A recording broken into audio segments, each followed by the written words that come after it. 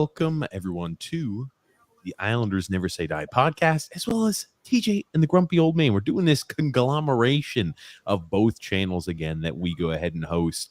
Today we're going to be live streaming and having a watch along of the Colorado Avalanche against the Tampa Bay Lightning, Game 3 of the Stanley Cup Finals. I'm your host, TJ, and with me here, as always, is our NHL analyst and expert, the Grumpy Old Man. They say there's no shame in his game because he is always the same. That's me. Grumpy, man, oh man, we talked about it before. We covered Game 2. Unfortunately, it was a stinker. 7-0 victory for the Colorado Avalanche. The Tampa Bay Lightning returned back home to Amalie Arena.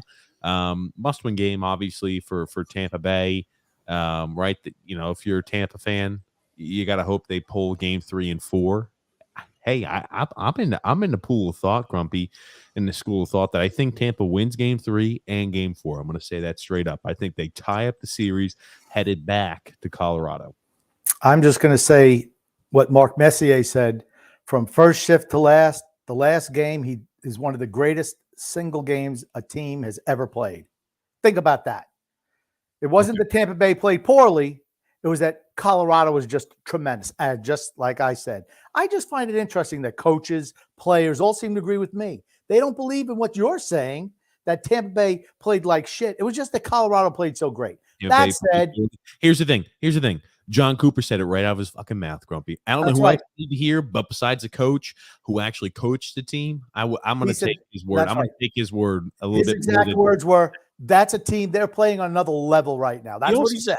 He also said correct. He also said that as well. When your team plays poorly and their team plays a fantastic game, they are on another level. That is correct. Tampa did not play well, have to come back, have to answer if they want to go ahead and extend this series, right? They have to pick up both games at home. You cannot go down 3-0. You're not going to win the Stanley Cup Finals going down 3-0. That's for certain.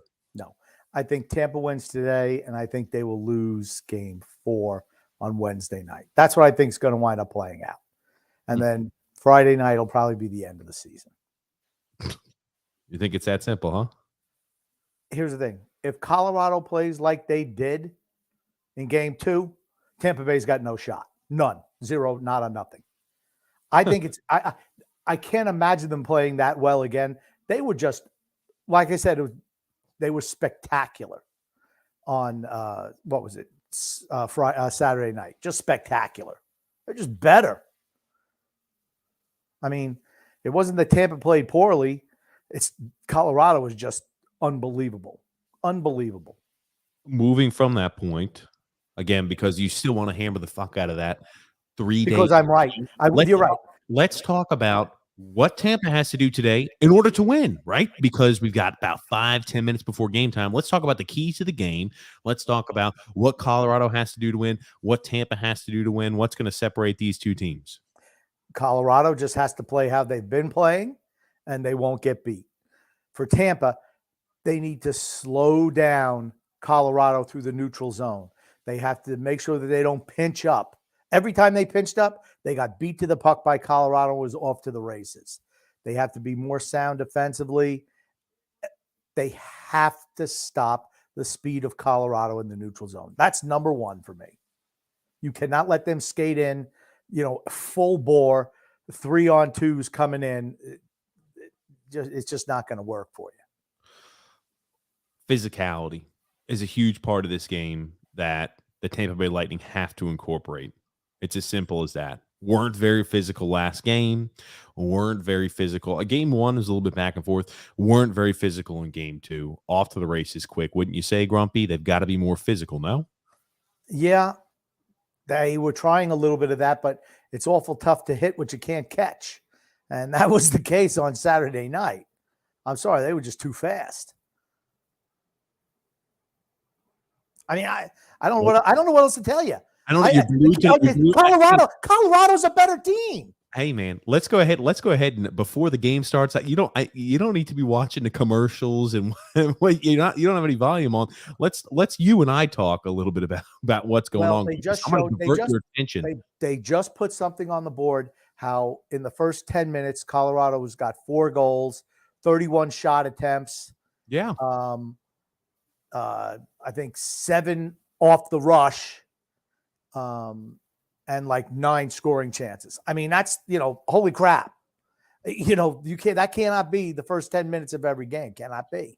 Tampa Bay has to dial up pressure, right? They've got to take the driver's seat. They have to be in control. But the first 2 periods of game 1 and game 2, they have not been in control, right? I mean, game 1, they were routed in the first period. 3-1 was the Colorado advantage after the first period. And this most recent game, I think it was 3-0 in game 2, right? Colorado's gotten off to early start, just like you had mentioned. They have got to put pressure on Darcy Kemper. Darcy Kemper he's one of the weaker spots of that Colorado Avalanche team, right? Vasilevsky needs to step his game up. Vasilevsky has looked human at best in game 1 and game 2. He has not looked good. He's letting goals low blocker side on a consistent basis from distance. Got to weed those out. Vasilevsky has to come into form. Vasilevsky has to look like the dominant goalie and the Hall of Fame caliber goalie that he has been all playoff series, and he's had been the last 2 Stanley Cup Finals runs. Okay, let's just say I'll throw you those 2 short blocker side goals to the far side. They still get beat 5-0 on Saturday night. He's not the reason they lost. Well, that's what you're trying to paint it as. No, here's the thing. Okay, did you not? I'm just saying, right? Tampa has to go ahead and put pressure on Darcy Kemper. Darcy Kemper is an inferior goalie. You put pressure on him. You start throwing pucks towards net. They only had, 20-some-odd shots in game 2? Right? It's awful tough. It's awful tough to put pressure on the other team's goalie when you never have the puck. That's correct. Colorado's had the puck all the time. Good luck taking it from them. They were just too fast. I'm just talking about Saturday night's game. They would have beaten any team in the history of the sport on Saturday night. That's how good they were. And you just want to minimize that. They would have beat those Edmonton teams. Absolutely. With Gretzky, Curry, Messi. Fantastic. Good to hear. Absolutely. Yes. They were that freaking good.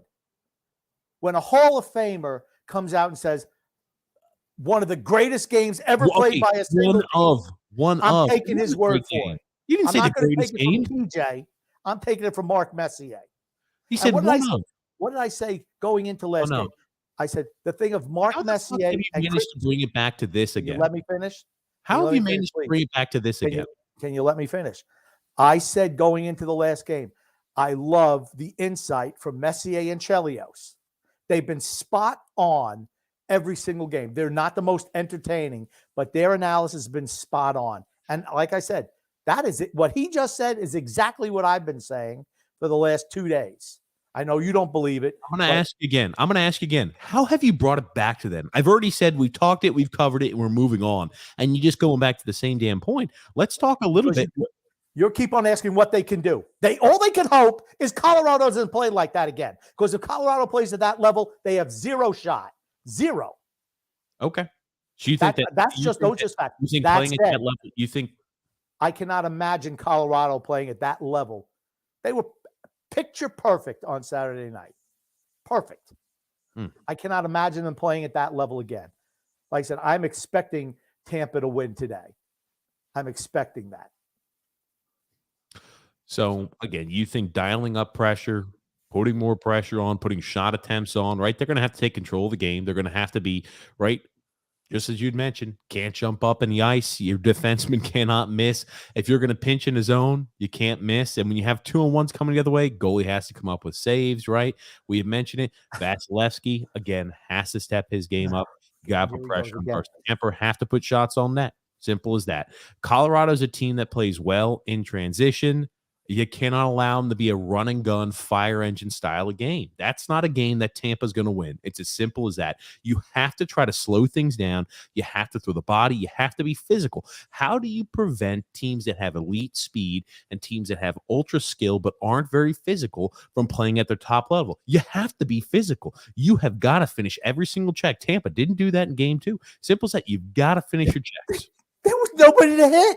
They never even touched the puck. Yeah, okay. Again. Hold on. If Colorado has complete possession of the puck, how can you not throw a hit, Grumpy? What do you mean there's nobody to hit? Colorado had the puck and had possession all the time. Actually, plenty of hit opportunities for Tampa.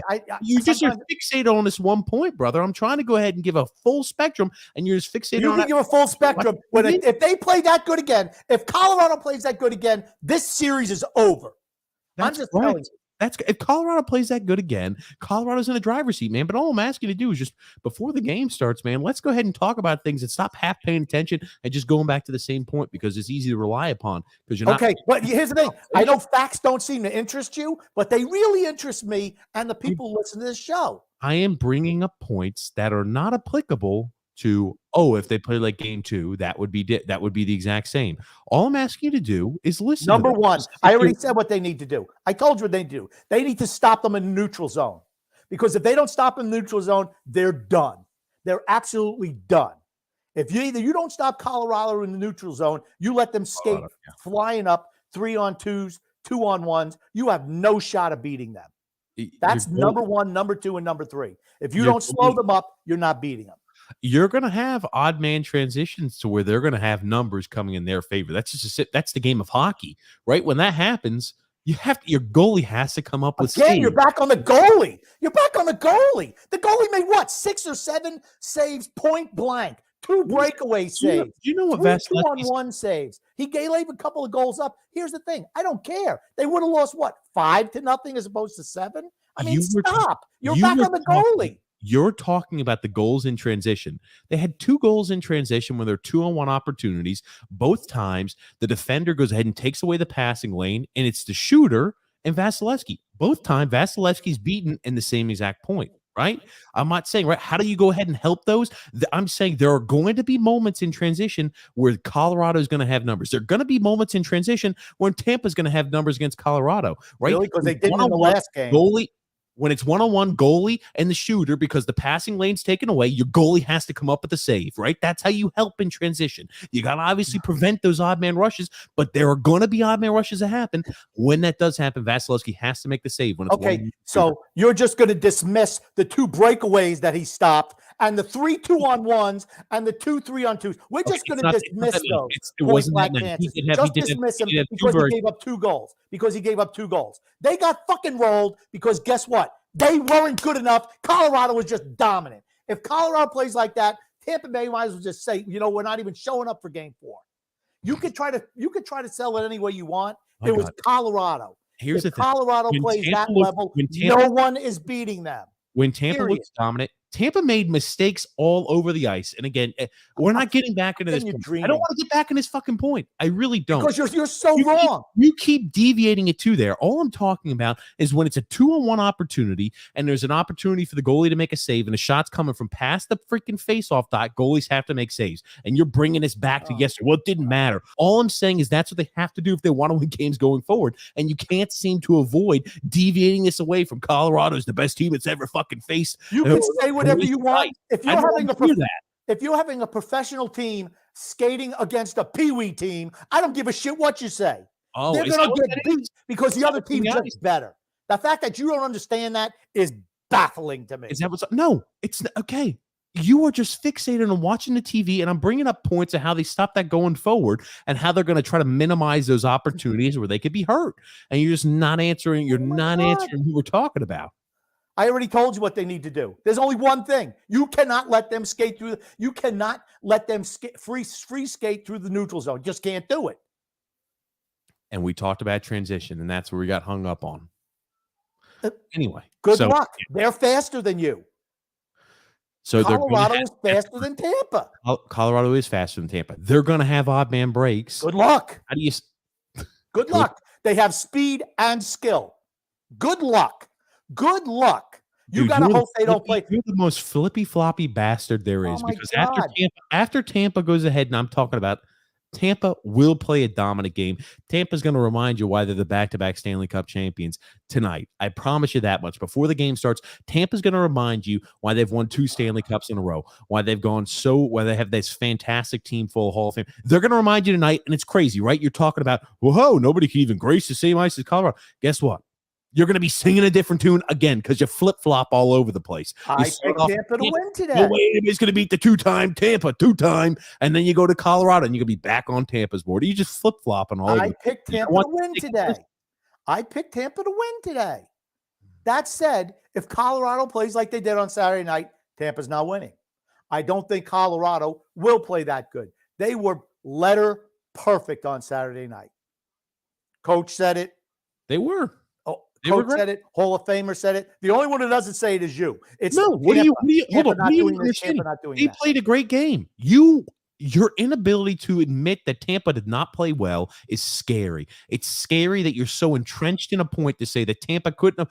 That Colorado played great and Tampa played poorly. So you think Tampa played an okay game? Okay, I got one quick question for you. So you don't think a team playing so above their level makes a team look bad? You don't think that's capable? A little bit. Not all the way. Tampa didn't play. Dude, Tampa's leaving wide open freaking slots open, wide open lanes in their own zone. And Tampa we have puck drop. On a consistent basis. We have puck drop. Yes, that's correct. We do have puck drop, Grump. Okay.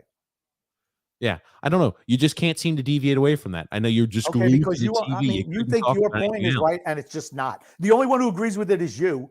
No professionals, Hall of Famers, coaches. No one believes it except for you. Nobody said Tampa played well, and that's the point you're trying to make. Tampa played an okay game. It's just bullshit. If they did play an okay game, not true. Colorado was spectacular. Period. Colorado was spectacular. I'm not disagreeing with you then. I'm disagreeing with your take of Tampa played a good game or an okay game. You said Tampa played an okay game. That's just not true. Okay. You're going to see Tampa's play higher. You're going to see Colorado drop. Simple as that. That's fine. Like I said, they cannot let them get rushing up in the neutral zone. Cannot let them get free skating in there. Can't do it. And I think Tampa will play better today. Absolutely, they will. Does Colorado come in, a little bit overconfident after a truly dominant effort on Saturday? That's a distinct possibility. It is. That's the shot. And there's an icing. Okay. Man, I'm telling you, I have such an issue trying to get the ABC on the phone to stream. Couldn't tell you why. Longest road win streak to begin a postseason. Islanders 7 in 1980. Avalanche 7 in 99 when they won the Cup. Avalanche 7 this season, and the Kings 10 when they won the Stanley Cup in 2012. Okay. And I'll say just off the jump, you're not seeing the attacking pressure from Colorado that you saw in the first game. In the first period of the first game and in the whole of last game. You're not seeing it so far, just a minute and a half in. Okay. A minute and a half in. Let's okay, but they were jumping. They were jumping on Tampa Bay early and often. It's funny. I said that earlier on that game. I said they look kind of similar the way that the game won 5 minutes in, and you said you called BS on it, and it happened. But it's a minute and a half in. Colorado has 23 goals in the first period in this playoff season. That's pretty good. Okay, let's see here. Man, I'm telling you, I'm having the toughest time trying to get access to this damn game. Even though it's on damn normal broadcast television.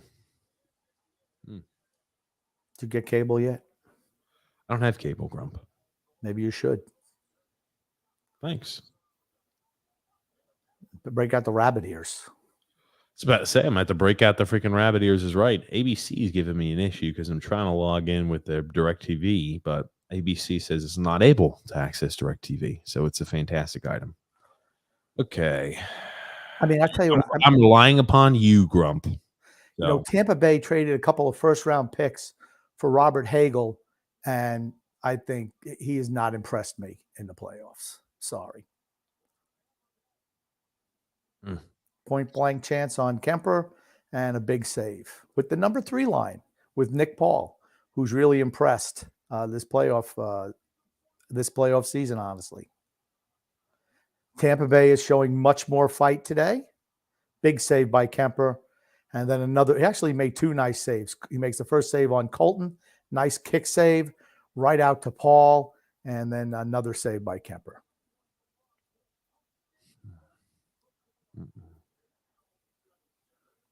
And like I said, just like that, Colorado just, boom, one pass. It's a 2-on-1 break coming back the other way. Like I said, they're tough to beat because they have incredible skating ability.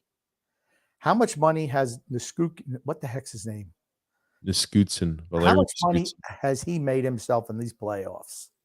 because he's been really good. He's going to make good money. Simple as that. I mean, like, he's a guy to where he had the pedigree as well. I mean, like, he had originally there from, I believe he was drafted by the Dallas Stars, if I recall. Yes. But I mean, look at the difference though in this period, right? You're going to see it is. The first 2 games, 4 goals, 31 shot attempts, 13 shots on goal, 7 scoring chances. Tampa, just 10 shots on goal. That's it. Nothing else. Tampa's out shooting right now 3-0. Grump, I'm telling you, you expect to see more production from Tampa than you did last game because Tampa played poorly. You're going to see them pick up their play. Simple as that. Can't help but say it again, can't you? Do what I can, Grump. Colorado's not playing as great as they were last game. So that's why Okay, Tampa Bay's in it right now. That's all it is. Put that. But you knew Tampa. Just do or die for Tampa. Let's do or die. Correct. That's correct. Now, what happens? I mentioned it before. I mentioned this too. I said when they fought and they came back, holy shit, there's a goal. Oh my God. Here you go. How does Vasilevsky step up? Unbelievable save by Vasilevsky down low. You had that redirect chance there. Unbelievable save, Grump. Vasilevsky hasn't made a save today. I don't know what you're talking about. Are you at 16 minutes and 12 seconds? Nope. You're way ahead of me. I had to watch a different damn stream. Holy crap. What a freaking sprawling save by Vasilevsky. Remember how I said Vasilevsky has to do Vasilevsky type things? Vasilevsky just made 2 point-blank saves, a reactionary save off of a deflection, and then one that just goes down low. He goes ahead and tries to put backhanded in the net, but Vasilevsky's skate keeps strong, and he keeps this as a 0-0 tie. Vasilevsky has to play like a freaking Hall of Fame caliber goalie in order to win. He's one of the stronger points of their team. Didn't do that in game 1 and 2. Okay, again, he made about 6 of those saves on Saturday night. I mean, here's the thing. Stop watching the game off your phone, and you'll be way better off. Please stop. Let me know when you get caught up to me. Please stop. It's nice to be ahead of you. I'm as fast as I can go. I can't go any more than this. I'm at 16 minutes. Okay. As the play goes on. It was a great save by Vasilevsky, though, wouldn't you say? It was a good save. That's what he does all the time. And he did it Saturday night as well. Yeah, he gave up 7 goals. He could have been 15, honestly. Ah, okay. Stops 2 breakaways and 3 2-on-1s and 2 3-on-2s. I mean, you know. Yeah, and he stopped 15 5-on-0s and 14 4-on-0s. As soon as you stop watching the game on a television and not a phone, then come back and talk to me. That's the only little thing you've got, and it's not even accurate. It is accurate. What are you watching the game on right now? Okay, that doesn't impede my Your phone. Thank you. Thanks. You sound childish. Because you're ridiculous. I'm serious. You're ridiculous. Wow. Colorado gets the early lead. Vasilevsky lets in another weekie over the shoulder, and unless that's deflected, that's one he's got to have. That's a shot that didn't have a lot of power behind it. It goes opposite direction. Valeri Niskutsin goes ahead and scores. Maybe it took a deflection off of Hagel. Oh, man, I tell you, that is one that Tampa couldn't give up. Looked like a deflection. That is a weaky goal. Okay. Why don't you actually wait to see what actually happened? Hold on. It's out. That's going to be overturned. That was out of play. That's offsides. That's going to be overturned. Okay, you're way ahead of me, so maybe you should slow up your feed so I can catch up with you. Here's the thing. I'm watching on a different site, so I don't have the ability to hit pause, but that is one that's out. That's going to be ruled offsides. There's going to be a coach's challenge, I'm sure, coming from John Cooper, and there should be, but that looks as clear as day. You could see white on the replay. Okay, and I just want to say one thing. You were saying how it's a weak goal. It was a freaking deflection off the defense. If it's a deflection, I haven't seen the replay. But you said 3 times that it was a weak goal. Dude, stop pushing the narrative and just watch what's actually happening, please. Please. Hold on. They're talking about hold on, Grump. You've seen the replay already? Can you say verify? I just saw the replay. Yes. Okay. I'm watching the Sportsnet feed. I'm not watching ABC feed. Well, I'm just telling you, you're watching 2 different feeds. Okay. But the fact is, you said 3 times it was a weak goal. I'm like, it's not. It wasn't deflected. Okay, but you said, here's the thing. If it was a deflection. Why the fuck are you crucifying me? Because you're trying to push a narrative that Vasilevsky's the reason why they're losing the series. It's not. He's not. They're just better. Colorado's just better. Let's see. How many times did I say that? They're going to see. He's not the reason. He's not the reason he's losing a series. He's not the reason they're losing a series. Can I tell you that another way? It's definitely that's offsides. They are challenging. They are challenging. Yes, that's correct. I told you they were going to challenge. But just like that, just one little play. You got 3 guys up. if he keeps the puck in zone, you got all those guys down low. No shot for Vasilevsky. No shot. What part of Hagel does that deflect off of? It doesn't deflect off of Hagel. It Oh, deflected off of McDonough. They zoomed in on Hagel on my feed. Again, I haven't seen the replay. All they're going over is the offsides on my feed. It went off of You're McDonough. watching two different feeds, Grumpy. It was off of McDonough. The deflection was off of McDonough. Was off his skate stick? How'd I go? I think it's upper body, hip, shoulder, upper body. I thought it's as clear as day that's offsides. It will get overturned. It will get overturned.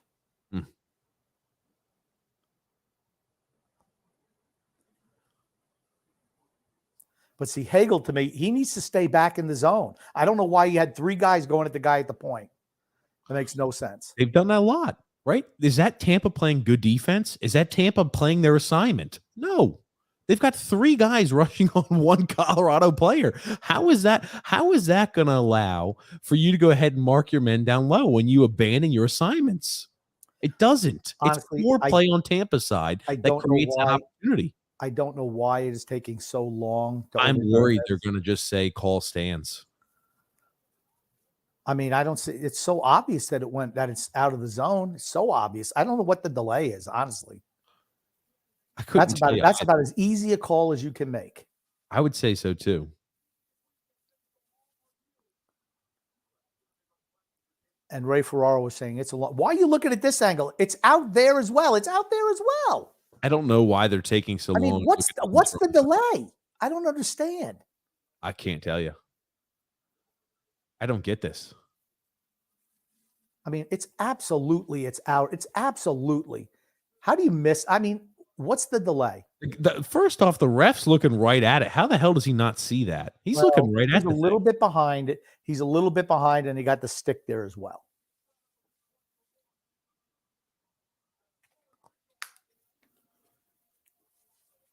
What the hell?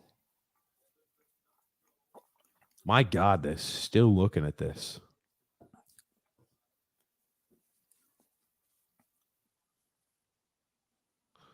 And they're talking about, if I'm John Cooper, I'm not feeling very good about this because they're taking so long to review. Yeah, I don't. Honestly, if this call does not get overturned, the league wants get rid of replay. Just get rid of it. The league wants Colorado. I mean, like this is just a typical. Well, we're not going to call anything. I mean, like, let's see what they say. I don't understand it all. Offsides, ruled offsides on the goal attempt. It was ruled offsides. At least they got it right. It did take them a little bit of time in order to do it, longer than you would think. I thought that was as clear and day of a replay as you're going to get. It took about the good solid 5 minutes, but they did rule that as offsides. Well, they didn't get a break. They got the right call. They got the right call. Exactly. But like I said, the deflection and the puck ends up in the back of your net. But you're right. We had a chance to look at that and analyze it. You have 3 forwards for Tampa confronting the defenseman at the point for Colorado, which leaves for open opportunities for the Avalanche on the other side of the puck in the zone. It's just like that. That's not sound hockey. Well, here's the thing. If there's no deflection, it's not a goal either. So, I mean, there were still 2 guys back. It was a 2-on-2. I mean, the deflection is why the puck got put in there. But Colorado, I mean, here's the thing. Tampa needs to come out. I mean, they're showing some aggression. They're playing as hard as they can. I'll tell you what, the first line has been invisible this playoff series. We've talked about that too. When is the first line going to step up? Colorado has done a really good job on the first line. They just have. I mean, thoroughly impressed with Colorado in their ability to really ratchet up the defense and hold their team defensively, schematically. All 5 guys are coming back. They've done a really nice job, something they haven't done all year for the most part. Colorado has. I'm just still so shocked by the that's simple, foolish mistakes, even on that one in their own zone. Tampa, those are uncharacteristic mistakes. It never makes sense that there's 3 forwards at 1 defenseman. I'm just kind of like, yikes. How does that? I mean, like, look at your zone and spacing. And I mean, it just allows you get these opportunities. Colorado is just in the mindset of, hey, we need to play this fire engine style of hockey, and they're kind of having their way with that. Tampa has got to finish checks. It looks like on this, right? You've got the third line that's throwing some checks around. You have to do that for Tampa. Absolutely must. And like I said, one pass that gets intercepted, it's off to the Interference. races for Colorado. Interference. I guess Tampa is going to be on the power play. Looks like a cross check or interference. You are way ahead of me. So I have. Okay, well, again, I will talk about it for about a good solid 5 seconds, and you can let me know when you're seeing it live as you see it. But they're getting him with a cross check. He did cross check Steven Stamkos down to the ice, and the Tampa Bay Lightning are going to be on the first power play here today.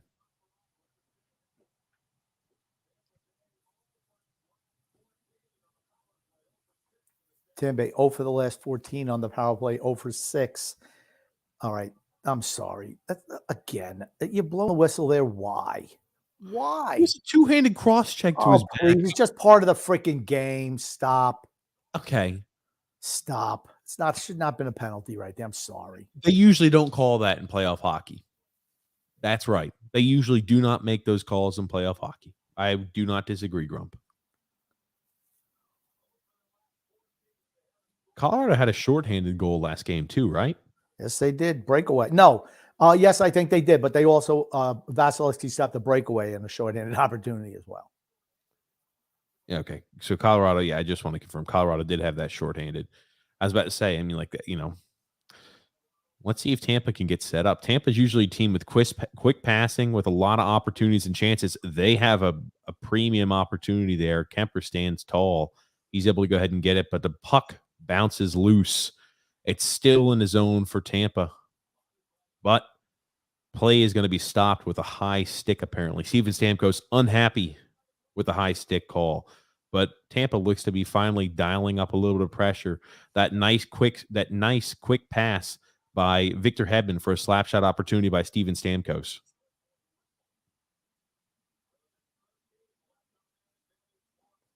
Wow. Stamkos has 1 power play goal in the 2022 NHL playoffs. Wow. Expect his numbers to be a little higher.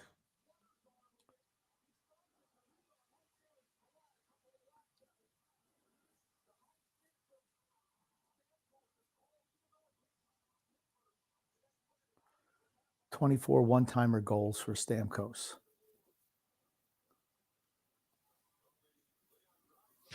Colorado throwing hits on the penalty kill, man. Oh, man. I mean, like, I wasn't expecting Colorado to be as physical as they were either. What time are you at? 12 minutes and 58 seconds. Okay, you're like half a minute ahead of me, so I'll try to find. Man, oh man, look at that. I mean, Ryan McDonough he's on his heels, as I don't know who that is coming in, Grumpy, for Colorado into the zone on a shorthanded attempt.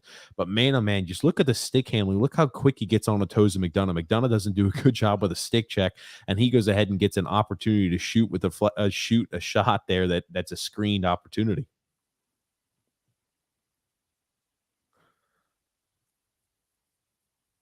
Oh, they hit Johnson a little high. So they're showing on Sportsnet.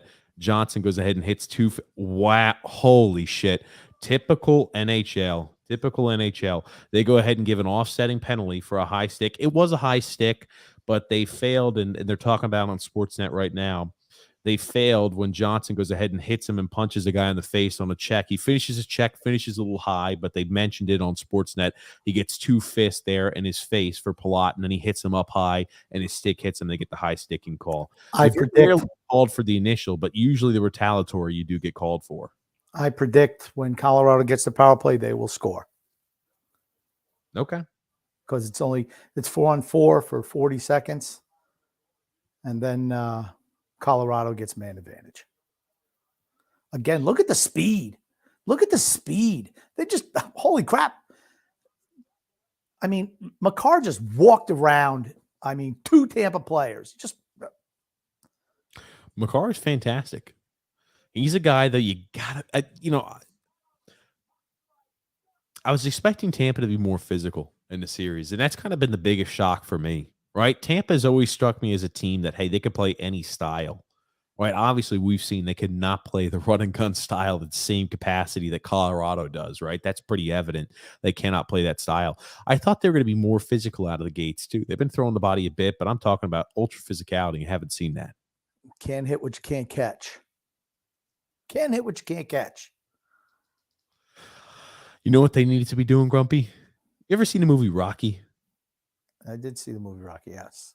We got to catch the chicken. Rocky's in there catching the kitchen. And for whatever reason, when you think you can't hit what you can't catch, it's always the first thing that comes to mind when you say that. Yeah, but the difference is Rocky was losing all those fights on points, and he got knocked out. You know, if you're down 4 or 5 goals, it doesn't matter if you knock somebody out in the last minute. You're not scoring 5 goals in a minute. Islanders big fan says hi. What's up, Isles fan? How are you? Michael M saying hey, and Grumpy. Brian J saying here, what's up, fellas? Let's go Avalanche. Lou trying to pick up Brett Burns, another 37-year-old. I hope that's not true, Brian. No, that's not true. It cannot be true. It's the Grumpy Show featuring TJ. Oh, there you go, Grumpy. We got here Michael M saying, I want Chris Letang. Age means nothing if you're elite. That's true. Man, they're showing the flashback right now on Sportsnet of Steven Stamkos when he was drafted. My gosh. Whew, man, you forget how young he once was. My gosh. Man, oh, man. Brett W. saying, what's up, guys? What's up, Brett? And Letang is the Tom Brady of defense, says Michael M. That's definitely far out there, but don't besmirch Tom Brady like that, please. Stamkos has 9 goals in the 2022 NHL playoffs. 7 of those have been at home. They could definitely use a home goal today. That's for certain. Ryan J says, okay, Chelios wants to come back. Chelios, I don't like his hair. Ooh. I don't know. Something with his hair. It's just like, what the heck? 10 seconds remaining on this 4-on-4 until it becomes a Colorado Avalanche power play. Okay. You're still ahead of me, but not by as much. I tried to wait a bit. Sides. I tried to wait a bit before I mentioned it. Michael M says, okay, maybe not 50-year-olds, but Chelios played until like he was 45. True. Chelios played into his early 40s. Yeah, for certain. Man, that guy's first ballot Hall of Famer. Fantastic, Chris Chelios. Yeah. Man. I just don't like his hair. It's like, I don't know. It's like all squiggly and I don't know what the heck's going on. Doesn't look good. Messier's haircut looks better. He's bald. Oh my God, Jesus Christ. What a freaking mishandling of the opportunity by Tampa. They throw the puck down. I don't even know what you're talking about. Hey. Just like when you're ahead of me, if you listen for 5-10 seconds, I will continue long enough to where you are caught up by the time I'm done speaking. I know what I'm doing. You're just going to be a little behind, just like I'm always behind. Okay. We're going to switch the roles today. But Tampa ices the puck there. If they hold on to that puck for 2 or 3 seconds longer, it's not an icing. They're going to look at it here, but I'm sure it's going to be considered an icing call. And Colorado is going to be starting off their power play right in Tampa's zone. I mean, that's a bad and ill-advised dump in at that time period. You hold on a few seconds longer, and you're good. And they're talking to the Tampa bench right now.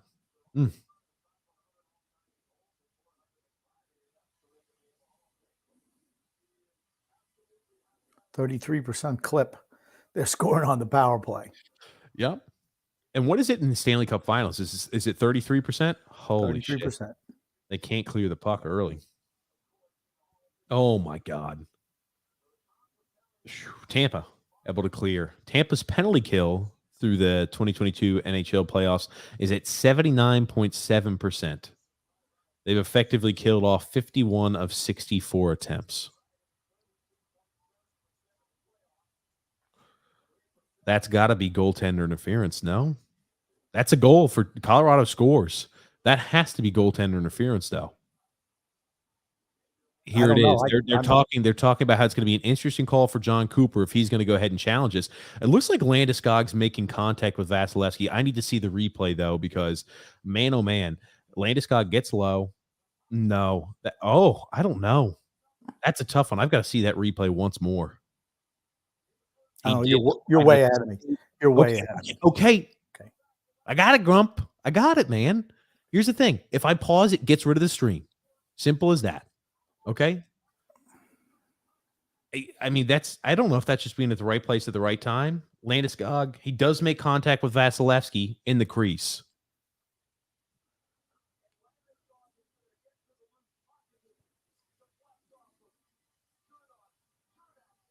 Wow. Okay. Tampa not challenging.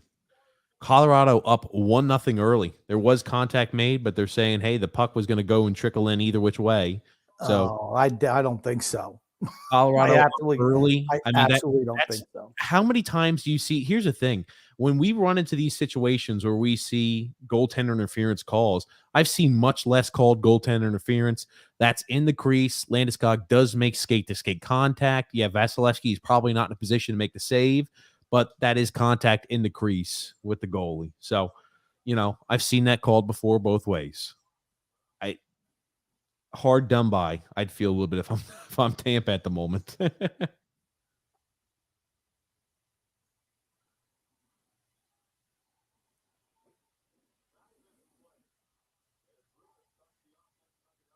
I'm going to try to go ahead and switch streams, Grump, to try to slow down because it's imperative, I guess, for you that I'm on the same level. So I mean, you're saying I don't know what to say. I mean, you've already made the point. I can't go back and talk about something you've already talked about. I mean, we do that all the time when we have a live stream, man. I'm always behind you. So no, it's not true. It's not true. I always make sure I stop to make sure you're lined up. Why don't you watch it off ESPN like I am? ESPN Plus. It doesn't allow me to. ESPN says it starts a minute after every single time. So it tells me the feed starts at 7 my time, 7:47, even though the game's been going on for however many minutes. So ESPN doesn't work and ABC's giving me trouble. So give me a sec. I'm gonna try to go ahead and slow this. I'm gonna try to go ahead and switch from Sportsnet to a different feed. How far behind are you? What time are you seeing, Grump? 10:05, 10:04. 10 minutes. 9:59, 9:58, 9:57, 56, 55, 54, 50. Okay. Let me try here. I'm going to switch that.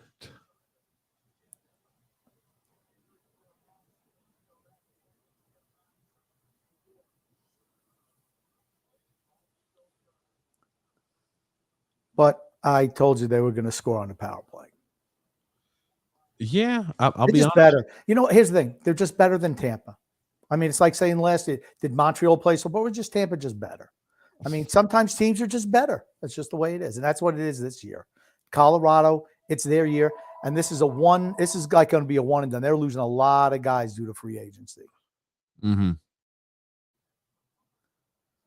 They'll be losing a boatload. I mean, I think they have something like 9 or 10 guys who are going to be eligible for free agency at the end of the year. I mean, right? Colorado's, hold on, is that going to be a penalty? Penalty on Newhook. No. Penalty on Newhook. Holding the stick is going to be the call. Okay. Yeah, I mean, this is right. Tampa's got to be able to go ahead and capitalize. Tampa has to be able to score on this power play opportunity. No, here's the thing. Colorado's been holding the stick all series. As a matter of fact, in the last game, they were holding the stick early. 2 guys were holding the stick.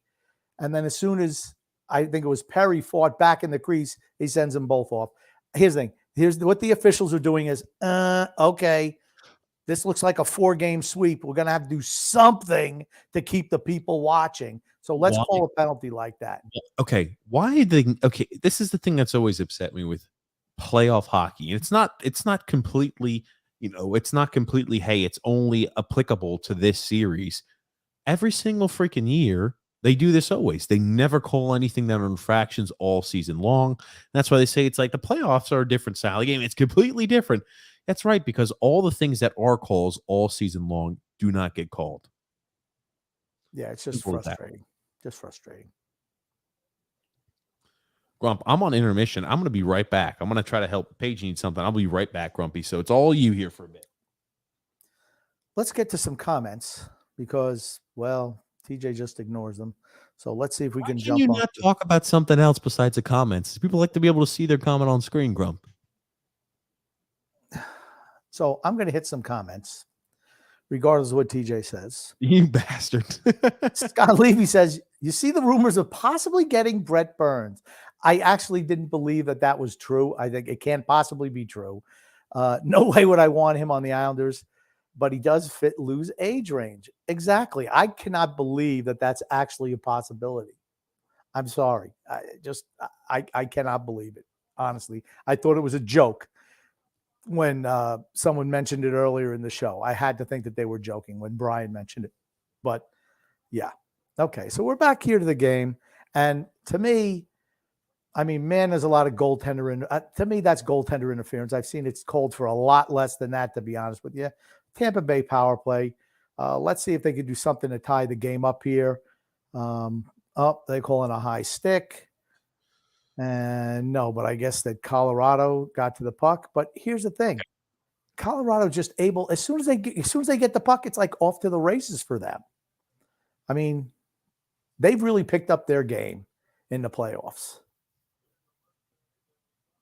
I mean, hey, sometimes you just got to tip your hat to the other team.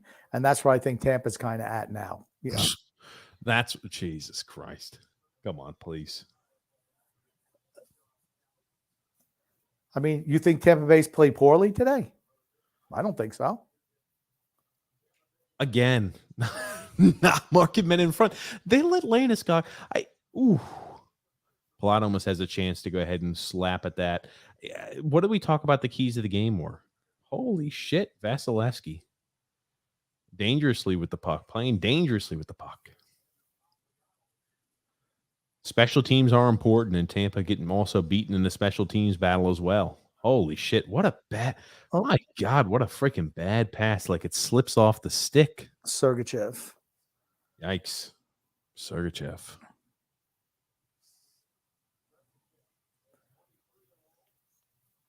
Yeah, I mean, like I said, you could tell the attrition with Tampa Bay's roster is kind of caught up with them. But here's the thing: Colorado will not repeat next year. Like I said, when you're going to see they're going to lose so many free agents. Isn't that crazy? You're already calling Colorado the champions of the season. Absolutely. My God, you do this though. You jump way too. Look at a freaking awful change in bad rebound by freaking Vasilevsky. Wouldn't you say you got a bad rebound? When you say you got to glove that, it's a freaking shot low glove side. You got to freaking make the clean set. Goal.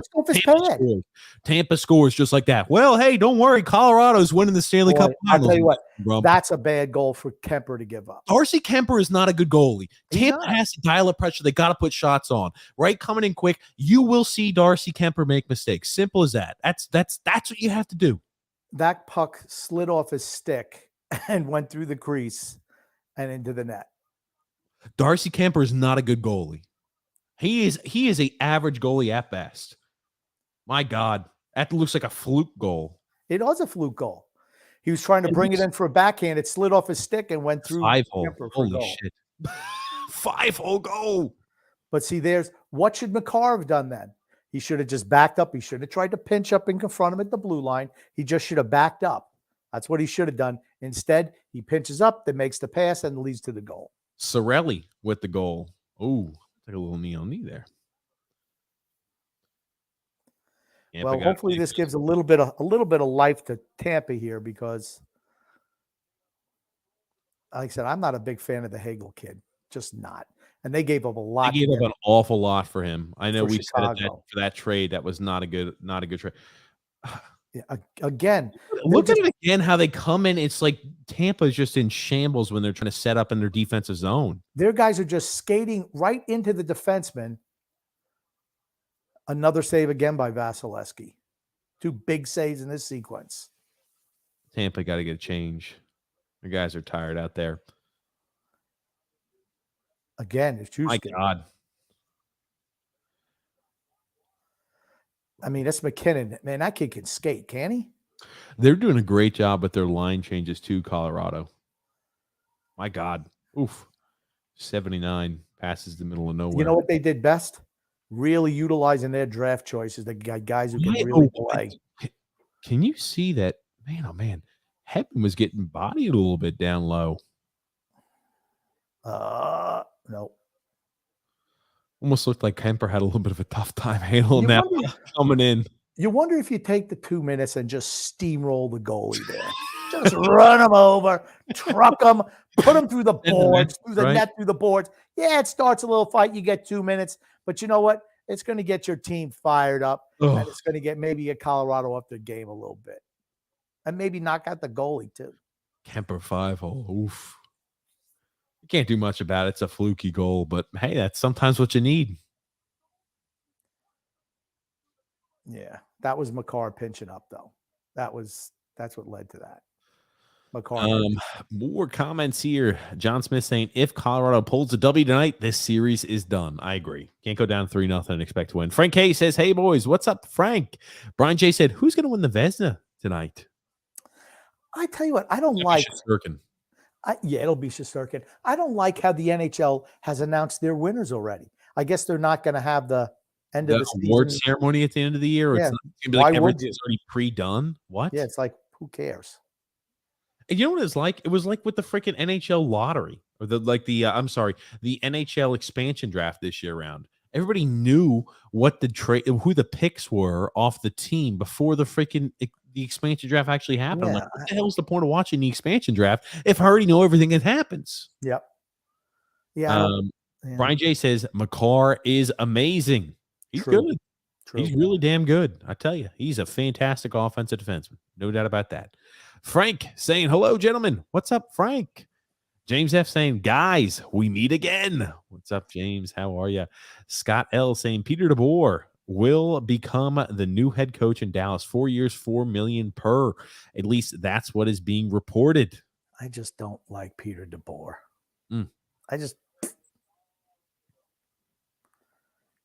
Nothing. He's a nothing to me. He used to coach the Devils. Brian J saying a lot of tension. He says kiss and make up. Yeah, Grumpy does that shit again. Sometimes you work you off with Grumpy. He sends you over the edge. He sends you through the roof. Okay, I'm the analyst and expert. You're just the guy who reads the cue cards. That's what you do. Sure.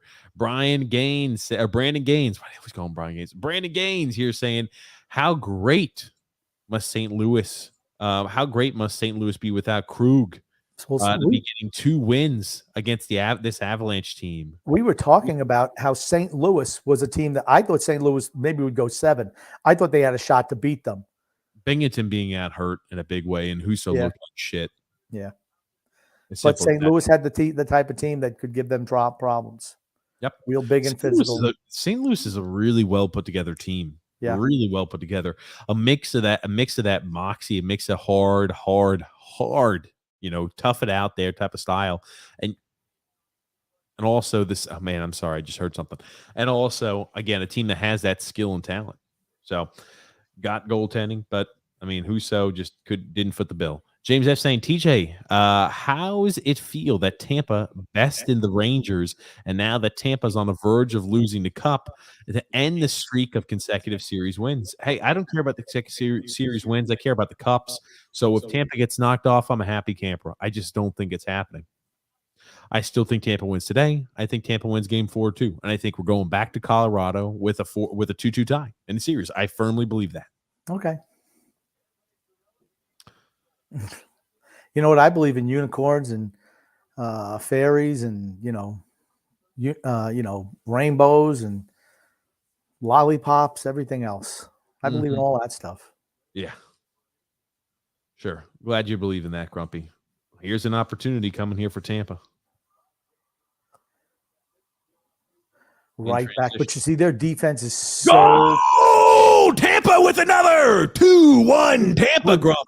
Here you go, right? One little slip up by the Colorado defense, and Tampa, boom, makes them pay. Right? That's not okay. Right? That's a mistake by Colorado. Tampa's able to execute. What did Colorado not do on that sequence? What that they've been doing all series long? They were coming back in force. They're just kind of floating back defensively. Just kind of floating back. The entire Colorado team was below the dot, Grumpy. They were skating back. They didn't do a great job. Look at 96, not marked as... The center is freaking serpentining. 96 is serpentining. Right. 96 doesn't mark his man. He gets lost in translation. A good job in pass and feed. And 96, I mean, Rantanen just does not mark his man in front of the net. He's got a wide open shooting opportunity, right? Tampa makes him pay. Here's the thing.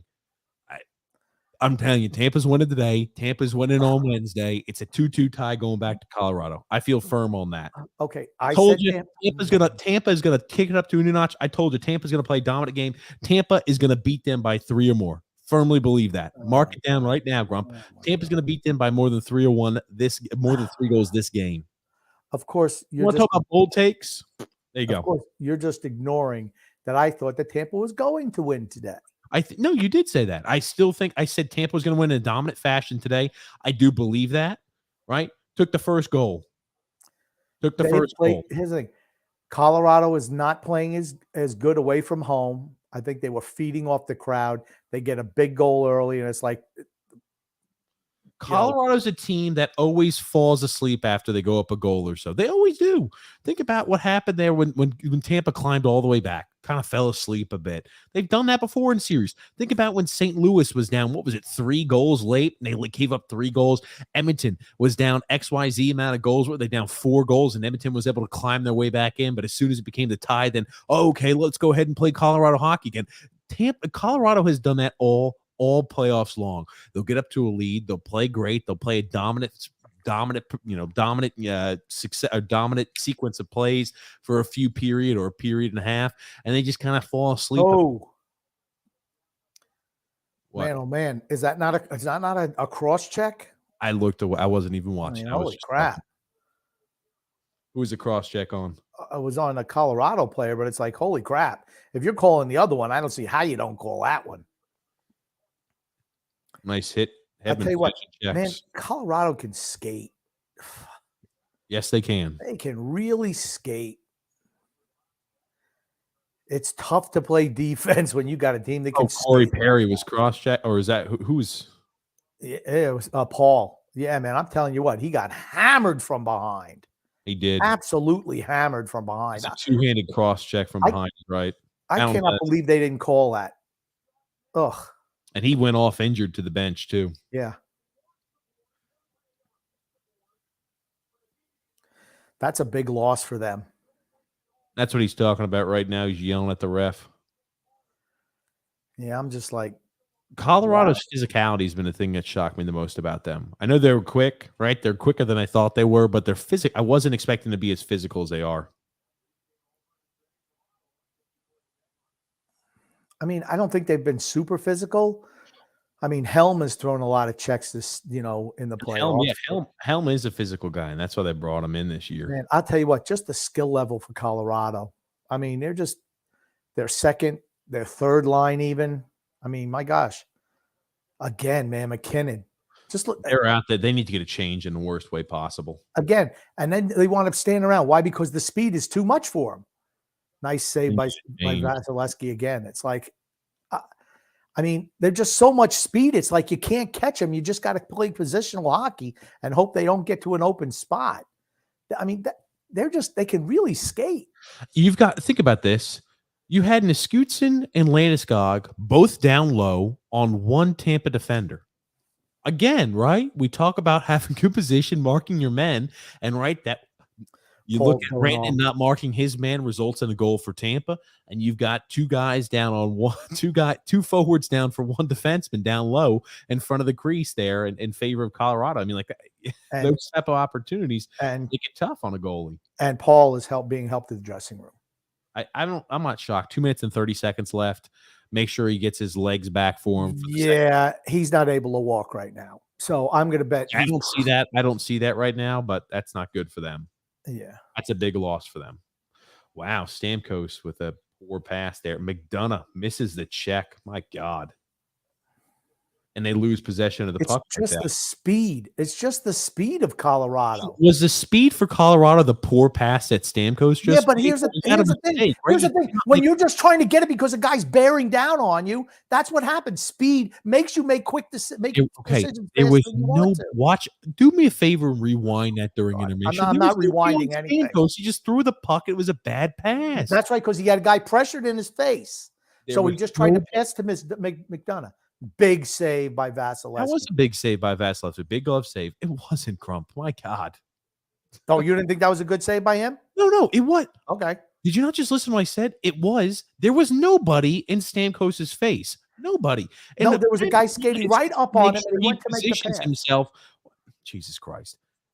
Oh, my God. They're showing the replays and the bounces. My goodness. I forgot Bogosian plays there for Tampa, too. Bogosian. I'm sorry. Yeah, he's on the back end. He is. He was an old Atlanta. He was drafted by the Atlanta Thrashers, right? First period goals allowed in there, 12 wins, 2, and the 7 losses, 12. So in other words, you got to get up on Colorado if you're gonna beat them. Oh no, I'm sorry, in Tampa Bay. I'm sorry. Okay. Yeah, I don't see any stat like that, but I trust. Yeah, if you're gonna beat Tampa, you get up on them early. You can say the same thing about Colorado a little bit. You can say the same thing about really any team, though. You got to get up early.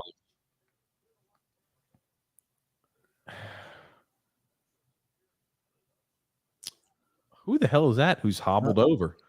Bogosian. Bogosian, I'm sorry. Hobbled over. Yeah. Game 4 Wednesday night.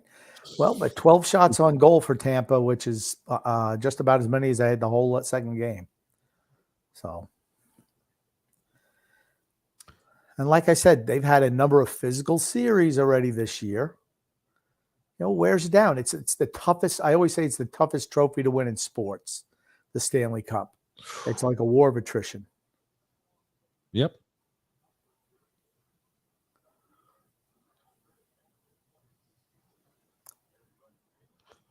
A minute remaining here in the first period. Tampa's still up 2-1 over the Colorado Avalanche.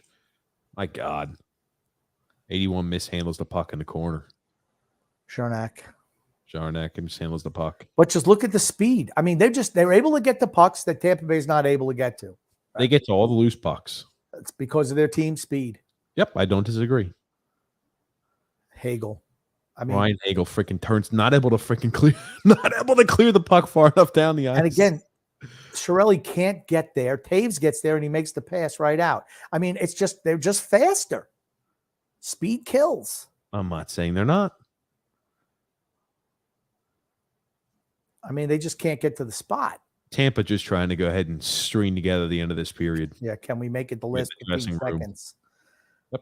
But I mean, to me, it's just so obvious Colorado's the better team. That's a cross check, no? My God. Ooh, it almost takes a deflection. Lucky deflection there for Taves to go ahead and score. Oh, thank God. I mean, it's one of those. Your Tampa fan is like, thank God we got to the end of the first period with a lead. Yeah. I'm not feeling good if I'm a Tampa fan right now. Sorry. Game goes through ebbs and flows. Yeah. Game goes through ebbs and flows. It's as simple as that. They just look. I want to see the physicality ratcheted up to Tampa. Yeah. You can say that. Colorado, tough to get to. They get to every single loose puck because they have more. When you're dumping and chasing, I need to see you finish those checks. When Colorado defenseman has the puck and they're finding the headman in the next pass out, I need to see a forward for Tampa finish a check, right? You could finish your checks, right? That's an opportunity when you finish a check. I need to see that. I haven't seen much of that still. Anyway. They were at times in the offensive zone. At times, they need to ratchet up the physicality. Good luck. Again, it's one pass and they're out of the zone. I don't know what game you're watching. This is not 1940s hockey. These guys, one pass out of the zone, they're in the neutral zone, they're attacking. They have defensemen. When you dump the puck down low, I need to see Tampa as Colorado's defenseman handle the puck along the boards. I need to see Tampa player hit that defenseman, Grump. That's what you mean by finishing checks, right? Okay, but Tampa, their defenseman gets there 2 strides before him. He makes the pass, and he moves out of the way. They're too late. They can't get there. That's my point. When they're in the zone for a while, they're able to hit them along the boards. When they do the dump and chase, Tampa's got that puck. A guy's 5 strides away. The puck's already out of the zone. I mean, they're just too fast. They get to the pucks quicker. Tampa can't get on top of them unless they have established zone time. I mean, it's there to watch. Scannell is saying, you guys sound like an old married couple fighting over stupid crap. Yeah, Grumpy does that sometimes. Oh, he kills me. Brian J says, I love the energy. Grumpy's on fire. And he says, Grump knows, says Rob G. Grump Thank you, Rob. knows. Yeah, it's tough. Frank K It's tough. said, I swear, if the Islanders trade Bavilier for a past his prime Brett Burns, then Lou should be dismissed immediately. All right, we're Totally going to have to look up that rumor. We're going to have to look up that rumor because I didn't hear that rumor. I hadn't heard that rumor until today. It's the first time I'm hearing of this rumor. If that's the case, then my God, that is one of the dumbest things. I mean, Brett Burns still has how many years left does Brett Burns have on his contract? I don't even care. He's 36 years old. Again, why would you bring somebody like that in on the team? And who's he going to play with? Him and Dobson? Please stop. Still has 3 years left on his contract. He's 37 years old this next year. He's got 3 years left on his contract. What a freaking mistake that would be. What a colossal blunder that would be. Are they saying what the offer is? No idea. No idea. But his cap hits $8 million per. So again, if they were to do that, what an epic blunder. Like people talk about, we don't have enough cap to do X, Y, Z. You're going to add a past his freaking prime over the hill defenseman for $8 million per. What a mistake that would be. If you're making a trade for Brett Burns, I offer him a 3rd round pick. That's it. You're getting nothing for him to take on that salary. Nothing. It's a salary cap dump for the Sharks. Well, that's what I'm. Maybe you should give me a 3rd round pick. 3rd round might be too much. I mean, like I said, what about Shea Weber? Shea Weber is a guy who's going to be just long-term injury, right? In all likelihood, he's going to be just a long-term injury. They got rid of Dadonov and essentially just traded. Again, I thought that was a mishandling by Montreal, but we'll see if Shea Weber plays. If he doesn't, if he's just a guy for long-term injury, we'll find those things out. And then John Smith said, "You two are fighting like an old married couple. I want to live with Grump when the divorce happens." Thank you, John. Believe me, you'd have a lot more fun over here. Yeah. Here's the thing, John. I'd let you listen to the radio, not just on Fridays. No radio. Fridays of the week. Got a comment here from Frank K. Says Tampa Bay needs to hit them. They look like they look at the 95 Devils and what they did to the super fast Wings. Well, no, apparently you can't hit anybody.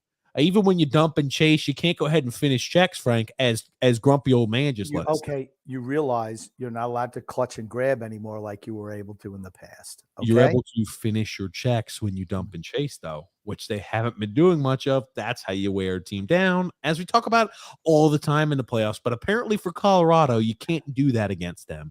Next. Auburn, by the way, beat Stanford today in College World Series 6-2. Where's your Colorado shirt, Grump? You're telling John M that you're going to bring where's your Auburn shirt? You told John M you would wear your Auburn shirt today. I said I was going to wear it yesterday. Did you wear it yesterday? No. It's right over there, actually. Right over there. But I wore this Tampa Bay shirt today because I was hoping Tampa Bay would win a game. I thought maybe wearing a Super Bowl champion shirt would kind of help the mojo for Tampa Bay today to extend the series. Okay. Paul walked off on his own, but he walked off in pain and he limped off. He was being helped back. Yeah, he didn't get helped off. He limped on his own. But I've just watched. They're just showing it now on Sportsnet. Rob G says here, call Colorado. I'm an old time Islander fan. We won 4 straight. And we're in 5 straight. We got to get back to being good again, says Rob. Absolutely. True. It's easier said than done, though. Yeah. Honestly, let's say the Islanders were playing Colorado today. Oof. How do you think it would look? We would. Okay. Even with Colorado making mistakes, we'd be down right now 2-0. If that. Maybe if we're lucky, 2-0. Yeah. I'm just saying, it's a long way to go to the top. It's certainly a long way to the top if you want to rock and roll. He says, "Hey guys, what's up? Good to see you guys. Thanks, there, Michael T. And Colorado is sweeping this series." Don't know about that. I don't know, man. I tell you, people forget they're the 2-time for a reason. People forget they're the 2-time for a reason. They're going to remind you today why they're the 2-time. They'll remind you on Wednesday why they're the 2-time too. Chris Smith says here, physical always beats finesse. In the playoffs, got to be able to catch him to hit him, though. Oh my God! Stop. Michael T says here, Tampa played one of the worst games in NHL playoffs history in Game 2. Thank you very much, Michael T. Apparently, though, they played okay per Grump. But moving on. No need to get And too Mark much. Messier and the coach, all these coaches. It was Colorado, not Tampa. Colorado That's played what it great. was. Tampa didn't Next, play well. next. How did Colorado not score right there? WTF. And shoot it. Shoot it into the goalie. That was terrible. Av score. Holy F. Shoot me, says Lou R. Vasilevsky is choking, says Matthew T. See, he's right. Matthew T. Michael T. is right with you. Whatever you say, he's parroting because it was deflected goal. It had nothing to do with People Vasilevsky at who agree all. with me, Grumpy, do their own critical thinking, and Michael T sounds like an astute individual and a There you go. scholar himself, Michael T. If I could lay one of those little special hats on for your doctorate, Michael T, I would do so. Drew L says, yeah, go Avalanche, go Avs. Hey, I E tell you, they're good. says, right on. This is a great surprise. I forgot you guys were live tonight, and that was offsides. That's right, Absolutely. Nick. Michael T said, granted, it was a knuckleballer, but how could he not see that? Well, it went behind him. Andrew L said, TJ, sometimes you should just stick to football. Still love you, though. Thank you. Love you too, Andrew. But hey, you'll see. You'll see. I'm ahead of the curve. Grumpy, they call the curve. I'm ahead of the curve. Michael T said, hold the phone. It was offsides. Frank K saying offsides. Yep. Nick D says here, if Colorado wins this offside call it fixed, and the Stars are going to hire Peter DeBoer. Joseph C says, Colorado just looks like a team on a mission. They do. They do look like a team on a mission. No doubt about that. Michael T said, that should be a no goal. Offsides it was. Yep. And yeah, I'll tell you, we're getting a whole bunch of these little bots that come and they make all these little spam posts on our YouTube. So I'm trying to get all those deleted. Michael T says, goal or not, the Avalanche are toying with Tampa. True. They're just a better team right now. Nothing wrong in that. Nothing wrong in it. Nick D said, I'm a few seconds ahead of you guys, and I'm watching ABC. I can't stand Sportsnet. It looks that way, doesn't it, Michael T? The T-Bags, talking about the Tampa Bay Lightning, have played enough hockey. Peace. Deuces. They were just playing the Bailey song, says Michael T. Oh, gosh. That's always a harbinger for bad things. James F. says here, Grumpy, doesn't it seem that the Yanks are playing playing the Rays a lot? It seems like they played, except for Boston, like Tampa and Toronto. It seems like, I think they play 19 times a year. It seems like they played them 25 times already this year, both teams. I guess they won't play them in the back half of the schedule. It's the only thing I could say. But it's been really unbalanced. I agree with that. Thing is, they win every one of those games. Tampa, Toronto, they're both the same. Nick D says, hey, Josh Bailey, I want to know how much more you can suck. Well, here's the thing, too. You look at what Dadonov got traded for, and you think to yourself, like, Dadonov actually produces. He had 1 year left on his contract. And I'm like, it's going to be, you're not going to, I don't think we're going to get as much for Josh Bailey as we think. But there were issues with Dadonov. They actually got they didn't want him there. They tried to move him at the deadline.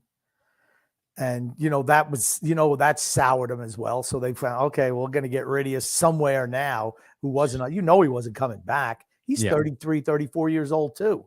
Yep. I think Josh Bailey plays what's the difference? He's not better than Dadonov, is he? Maybe we could trade Bailey for Brett Burns. I'd do that. Absolutely, I'd do that. The 3-year contract for Brett Burns doesn't bother you? It does, but I hate Josh Bailey more. I just want to get rid of him. If we get rid of all the guys that I hate on this team, we'd be in good shape. Brian J said, I trade everyone on the Islanders for Cale Makar. I'll tell you what, he's fantastic. He's great. He's a great offensive defenseman. They could just skate.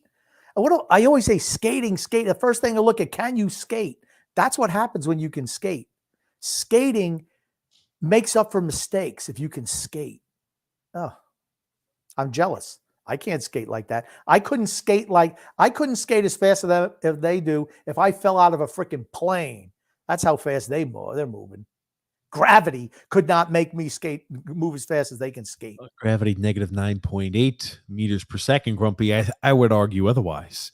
But hold on. John sent us a message. I love it. Nick D says, commercial break. Rocky, I feel like a Kentucky Fried Idiot. Grumpy, do it in a Rocky voice.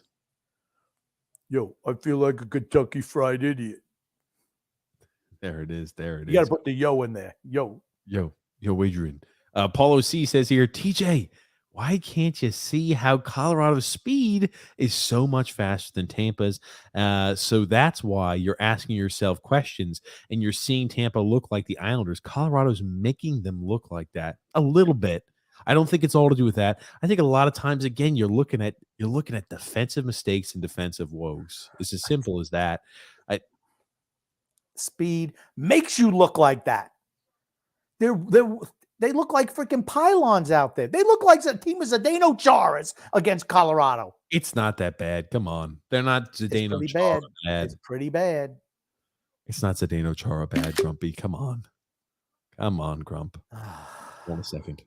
John P. When I said I was going to give Michael T one of those hats, John P. said, "Oh yes, one of these type of hats, grumpy old man." Man, John, I tell you, most distinguished individual. John, looking good as always. Congratulations, John. I hope the ceremony went well. I know it's been a while we haven't talked. I hope everything's great with you. I really do. He says, long time no speak. I hope you both are doing well. Teaching a summer course. By the way, I'll be on Long Island for 2 weeks in July. Can't wait to get back home. Man, John's got a great smile, doesn't he? Got a great smile. Congratulations, John. Keep teaching, brother. Keep teaching. Absolutely. And got a comment here from James F. saying here, Letang is a right-handed defenseman, so we can't get him. True. Michael T says here, what kind of hair do you like on an on a man, Grumpy? I don't like Chelios's hair. I don't know what the hell he's doing. He thinks he's like 20. Stop. You know, when you get to be a certain age. I mean, here's the thing.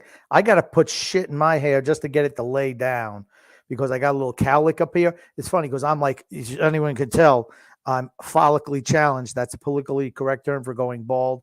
But the one thing that I have never lost is that little cowlick, which means I can't comb my hair without having some type of little swirly do. Looks like a tropical depression over, Florida that comes in like in September.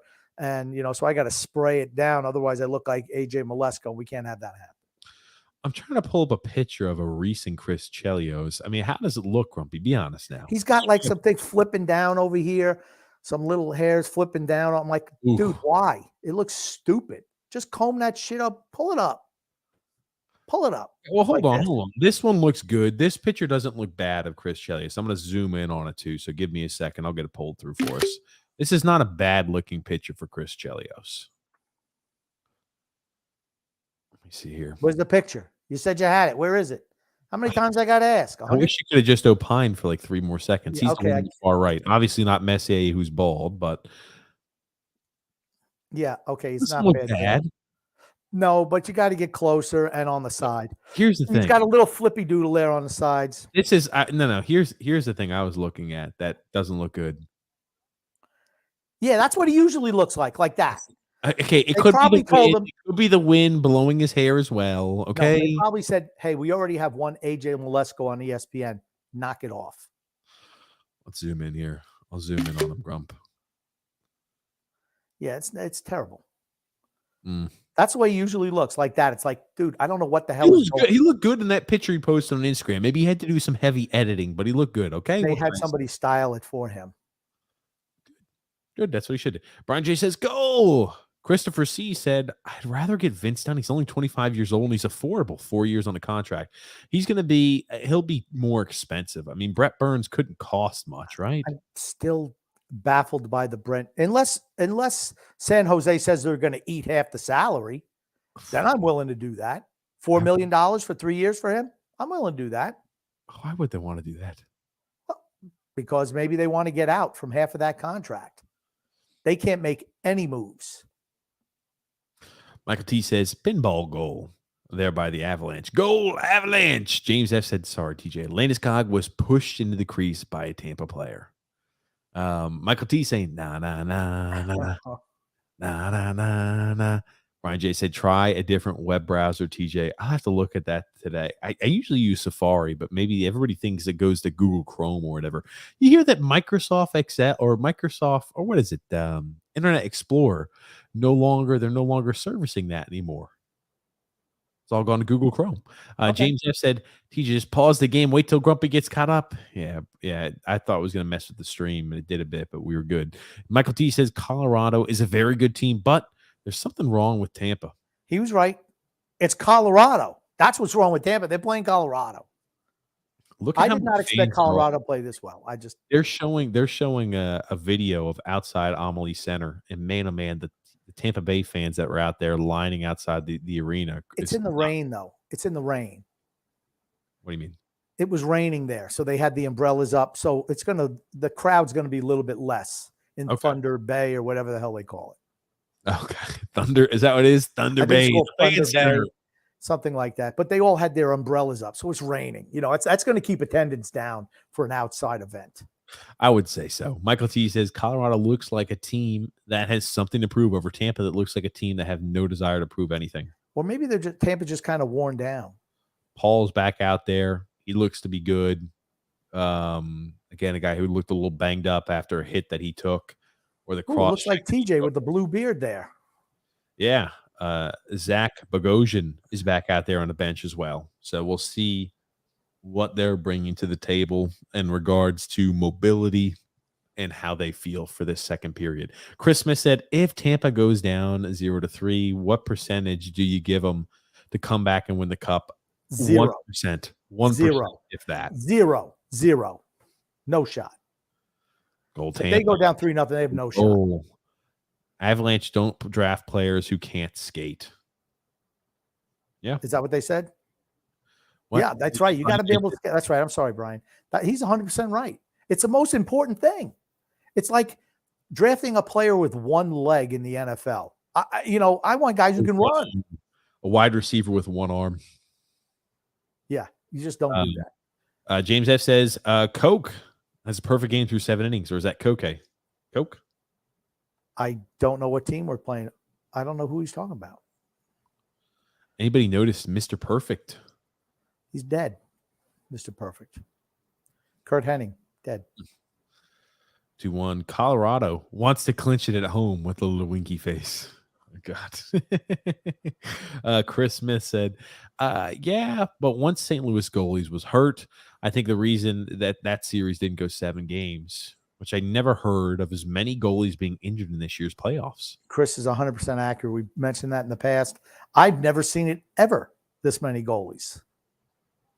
Andriel said, TJ rooting for Tampa? What happened to I don't want them and on our territory? I don't want them on our territory. Here's the thing. I want to be right, though, with my prediction. I think Tampa. Give it up. You're never right on any prediction. It's conflicted, right? I want to be right with what I say. I still think Tampa comes and wins this series. I think Tampa still has a chance to win the cup. I think Tampa wins tonight. I think they win on Wednesday.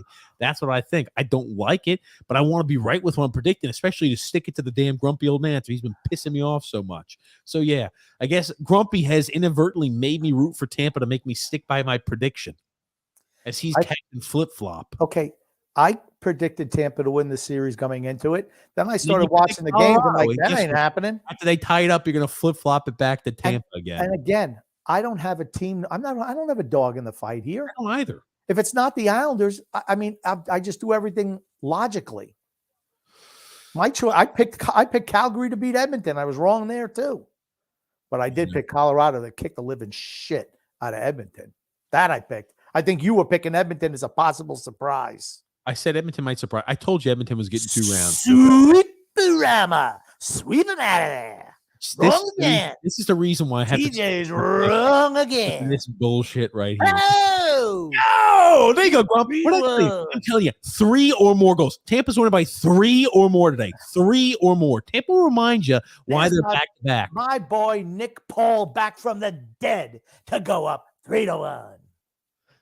Hey, man, I want this Stanley Cup Finals to go 7 games. I want to go 7 games. I mean, here's I the thing. want Game 7 in overtime too.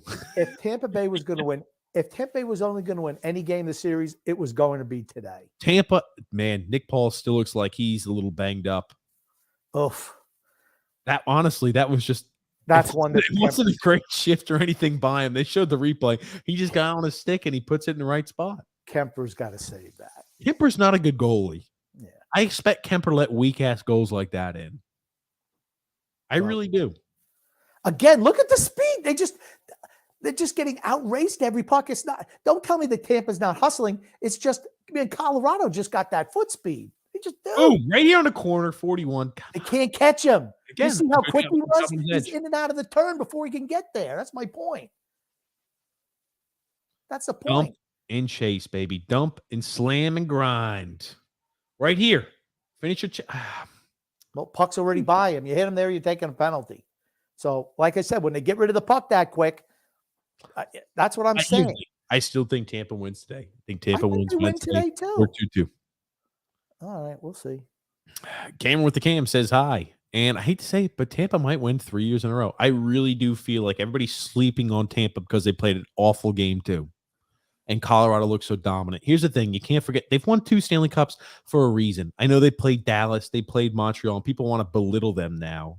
But I think that's just foolish.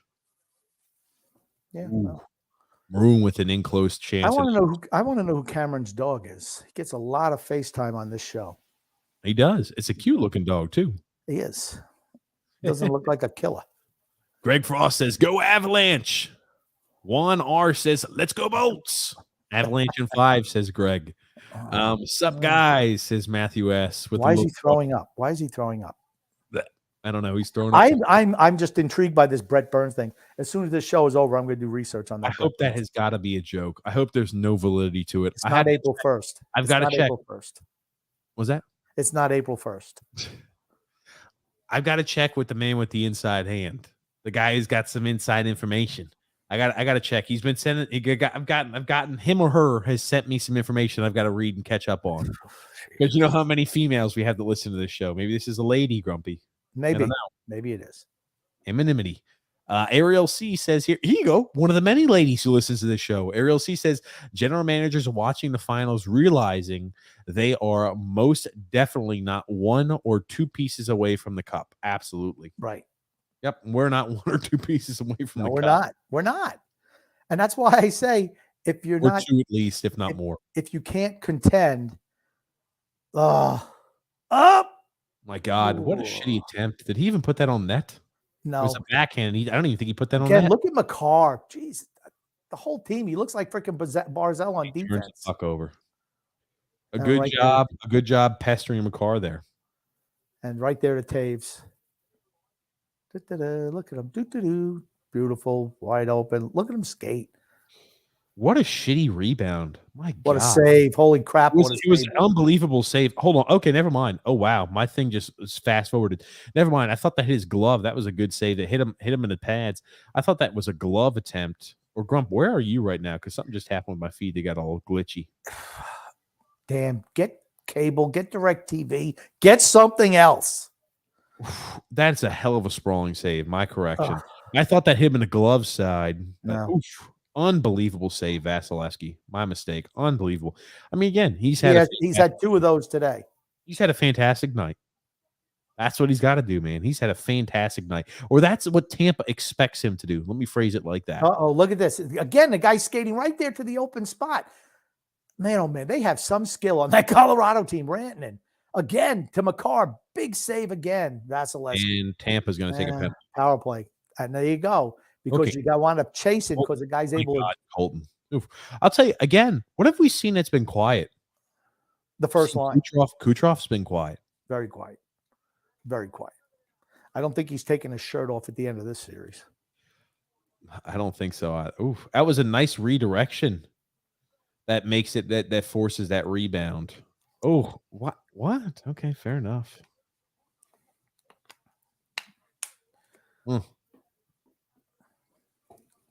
What? Okay. And he just gassed. Colton's just gassed. Colorado on the power play tonight, 1 for 1. Do they go ahead and go 2 for 2? I don't know. and They're cut this lead 50%. in half from a 2-goal lead to a 1-goal lead. On the ice, you've got Landeskog, you've got McKinnon, Rantanen, McCarr, Likkinen. And they're 4 for 8 in the finals. My God, that's one thing for Tampa. You gotta hope you go ahead and clean things up on the penalty kill, because my God, Colorado's power play is good, but Jesus Christ, you can't be allowing a goal every This other. is what the Islanders' power play was like when they beat their first Stanley Cup year. You couldn't take a penalty against it; was a goal. That's why they won the cup. I mean, there were just teams that are just like that. I'm sorry, Cole is working on a no-hitter in the 7th inning. Garrett Cole. Okay, Garrett Makes Cole. more sense. I was like, who the heck is Coke? And you got me ready for that's Vasilevsky less than a weekie. Okay. Again, Another shot beyond the freaking face-off. Okay, but you don't even know what's in front of him. You're watching on a phone. Why don't you actually watch a replay before you say, "Oh, Vasilevsky, weak goal"? You Dude. don't even know yet. Jesus A Mucker's Christ. goal. That's one he's got. Okay, that's a great shot, but that's one he's got to So that's a great shot, but he's got to make that fucking save. shot. It's a short side shot. He's got to fucking make a save on. It's a fantastic shot. What do you always say? You got to make a shoulder. It's from the top of the freaking. It's the top of the circle. You got to make a save on that. That's one he wants to make a save on. You would be crucifying any Islander goalie if they let in a freaking short side freaking goal from at the freaking goddamn face-off, beyond the face-off circle. Long story short, you can't go in the penalty box against Colorado. It's going to end up in the back of your net. You've only totally controlled. They totally controlled. I don't even think they got the puck out of the zone. Once they did, they had that last second little flip. But this is a situation where they've only killed 45% of the power plays they've killed, Tampa? They've given up goals on 55% of power play opportunities? That's not good enough. Well, yeah, against Colorado. That's right. That's not good in the Stanley Cup Finals. That's not good enough. Well, because Colorado, again, let's give Colorado some credit. Instead of saying Tampa's bad, let's say Colorado's really good. Let me ask you this. Is that a goal Vasilevsky wants back? I don't know. It's a great shot. It's a great shot. It was a great shot. It was a great shot. He got beat by a great shot. It's a short side goal from distance. Okay, it wasn't that. He got beat by a great shot. He picked a corner. He did get beat by a great shot, but that's right what he right at the face-off dot. And it was right at the face-off dot. I'm just baffled that you don't want to give back. It was further back than the face-off dot. Watch it again. I'm just baffled that you never want to give Colorado any credit for how they're playing. That was a great shot by Colorado. What is that, Gumpy? And then you say Vasilevsky's got to make the save there. Well, can two things not be true? If it's a great shot, it doesn't matter. If it's a great shot, it's a great shot. Let's say it's a great shots. Point. Do you expect the goalie to make a save from the point? It's a great shot, but it wasn't from the point. It wasn't from the point. It was from the face-off dot. I'm saying it's a hypothetical. Could you have a great shot from the point? And as a matter of fact, it was deflected as well. It was also deflected as well. So there you go. It was deflected off the Colorado guy coming in. That's what happened. So there you go. You see the puck change direction from when he actually shot it. It went up higher over his shoulder. That happens. It happens. Like I said, I'm willing to give credit to the guys who are really, really good as opposed to trying to run somebody down. I don't see it. I didn't see it on any of the replays I originally saw. If someone else saw that he took a deflection, let me know. But I didn't see any deflection. I guess I'm just having to trust you, Grump. As opposed to watching on your phone. Me? What could I say? That's one that short side of the net you probably want. Anyway, Goon says, although I have a high level of respect for the Lightning, something that both of you chaps have not touched on, which is a valid argument, can be made is that their 2 cup wins were compromised. Meaning it was not a traditional full season of hockey in the schedule, and nor were both seasons played in entirety in front of fans. I mean, I guess you could say that, but is anyone who say that Tampa really hasn't been the best team in the league the last 4 or 5 years? Because they have been. Even when they weren't winning cups and getting swept out in the first round by Columbus, they were the best team in the league by far. They just happened to lose. I'm not going to – they still had to play in the tournament. It's not like they only played one round of the playoffs and said, okay, you're the Stanley Cup champ. You had to play the full 16 games. You had to win 16 games, and they did. They played in front of fans in the playoffs last year. I mean, they've played tough opponents as well, right? I mean, you could say the Stanley Cup Finals, they haven't necessarily been the toughest of opponents. Sure, right? Montreal last year was a team that was lucky to squeak in, and Dallas, I mean, hasn't made the playoffs since. Neither has Montreal. I mean, those are valid arguments, but this is a fantastic team in the regular season regarding their record, and in the postseason, they're a fantastic squad. So, I kind of stick with that. I'm going to be a little further ahead of you, Grumpy. What time? Let me know when you see face-off drop. Puck drop just got dropped. Okay, gotcha. Actually, we're on target. Matthew S. said, that rumor better be BS. I don't want some old homeless grunge man of Burns coming to the Islanders. That's exactly what he looks like, too. Absolutely, he does. There you go. Here comes a 3-on-2 opportunity for Tampa. Are they able to? Well, here's the thing. They were able to get back because of their team speed. Throw a check. No check thrown. Guy for Colorado with his back turned. No chance. I mean, like, hey, you don't want to board him, but no physical aspect when you could have thrown a hit there. Good. Need to see checks finished like that. Something I haven't seen a lot of from Tampa today. Michael T says, exactly, Goon.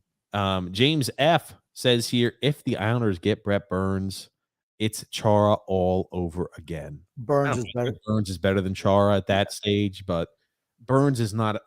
Don't expect Burns to be like a magic elixir. He's not the answer. He's not the answer. He makes for the next 3 years. He's gonna be making $8 million per. I always thought he was overrated. He was. He used to play forward right before he transitioned to defenseman. Yeah. Yes, correct. I mean, my gosh, they just skate away from Tampa. It's hard. It's hard. Oh, okay. Frank says that was on Eyes on Isles report, I believe. Okay. Never mind. Not worried about it. That's absolute horseshit. Not worried, guys. Michael T. Okay, fair enough. I thought we have like Drager saying it, or we've got Elliot Freeman talking in his 31 thoughts. Anybody but them. Okay, maybe that was just them pontificating. Maybe there might be interest because Brett Burns liked their Instagram post. Maybe he's coming to the Islanders. Michael T. though says, well, they have to write like so many articles a day. That's how they get paid. Michael T says, so what is the Islanders' top priority to add to this team? I'd say it's to replace Nick Leddy. It's to replace Devon Taves. That's what we've been trying to do. That's really what it is. Tampa having a little bit of extended offensive zone time here. Look at the shitty pass. I know he's got pressure on, but Mike. That's the reason he's got pressure on him. When you're pressured like that, you get pressured into making mistakes. Hey, Kucherov is not supposed to make mistakes like that. Another goal. Tampa goes ahead and scores again. Stamkos. Close. A feed there from Kucherov. Stamkos extends the lead back to 2 goals. Tampa Bay up 4-2 over the Colorado Avalanche. What was it? Extended offensive zone time, right? But you see, if Colorado gets the puck, one pass, it's out of the zone and it's off to the races. They are really good. They're a modern NHL team, right? Fast, puck-moving defenseman, one pass out of the zone, up to high-flying forwards. See, there's no chance. Darcy Kemper has no chance to make a save on that. In close against Stamkos. Right? I'm not going to blame a guy like, there's no shot in hell. Oh, we should have saved that. Fantastic opportunity, right? And here's the poor marking in front of the net by Colorado. So it happens. He wants that one back, probably. No. I wanted to call it fair, Grump. I'm just saying, right? You're not. I'm not. Okay. Matthew S. says here, what the hell is Barclay Goudreau doing there on there? No idea. And then Brandon Gaines said the Brett Burns BS rumor came from misinformation or San Jose writer. James Nichols from the Eyes on Isles chose to give it unnecessary attention. Move along. Okay, there you go. Move along. These are not the drones. These are not, like Obi-Wan Kenobi. They just feed them information. These are not the droids you want. They're not the droids you want. Move along. Move along. These are not the droids. These are not the drones you're looking for. Droids. Not drones. Droids. Droids. Here's a chance and opportunity. Oh. Isn't that interfering with the stick? I don't know. Tell me. Holy shit. He's got to be taken. How is there no penalty against the Corey Perry hit? What? He lost his balance. He lost his balance. How is there no penalty on that? He lost his balance. Let's see if there's a fight. There should be. You should smack a guy right in the teeth for that. Mance with it. You should smack him right in the teeth for that. To me, Perry was losing his balance going in towards the ball into the corner, and he got pushed a little bit. I mean, obviously, this bald-headed assistant has had enough. Okay. Oof. Let's see. Here it is. Let's see.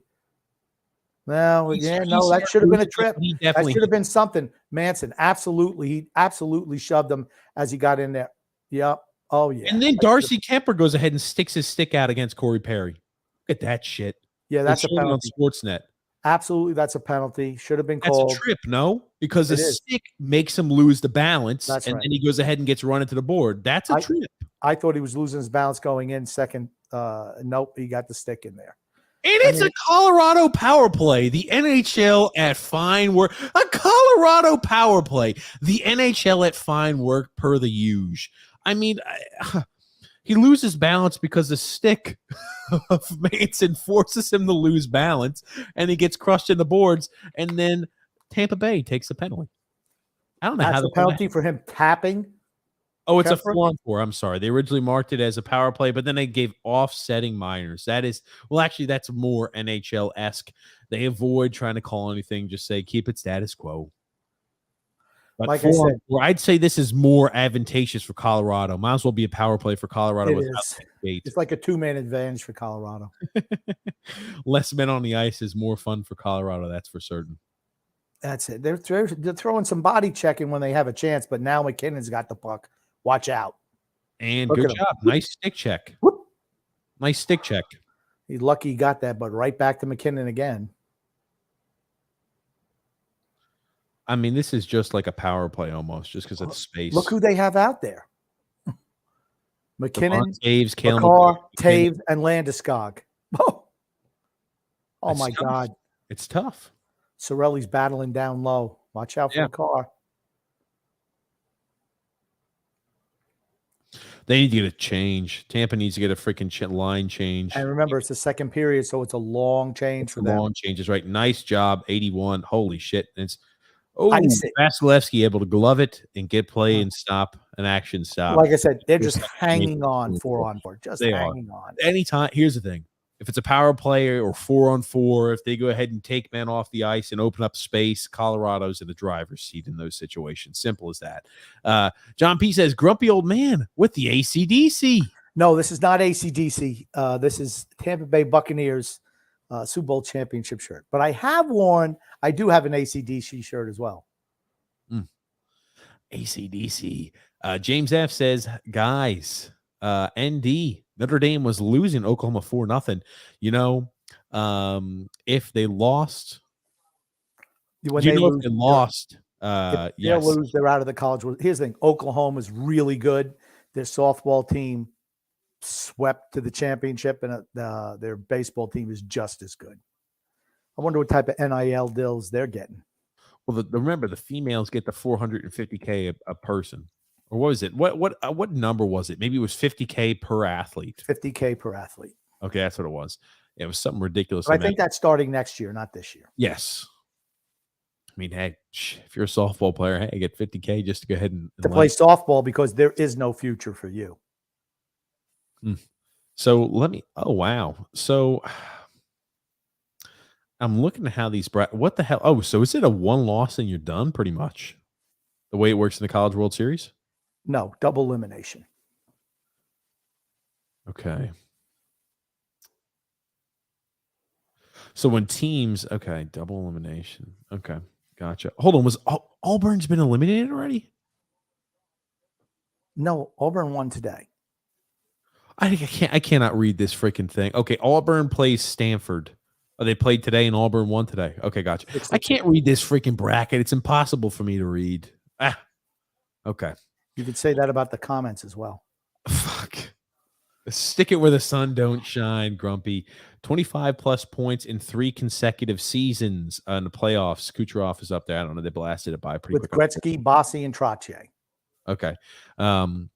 Matthew S. said Vasilevsky overcommitted. Lucky for him, it was offsides. John P. says, check your messages. I gave him one of those funny hats. Thanks.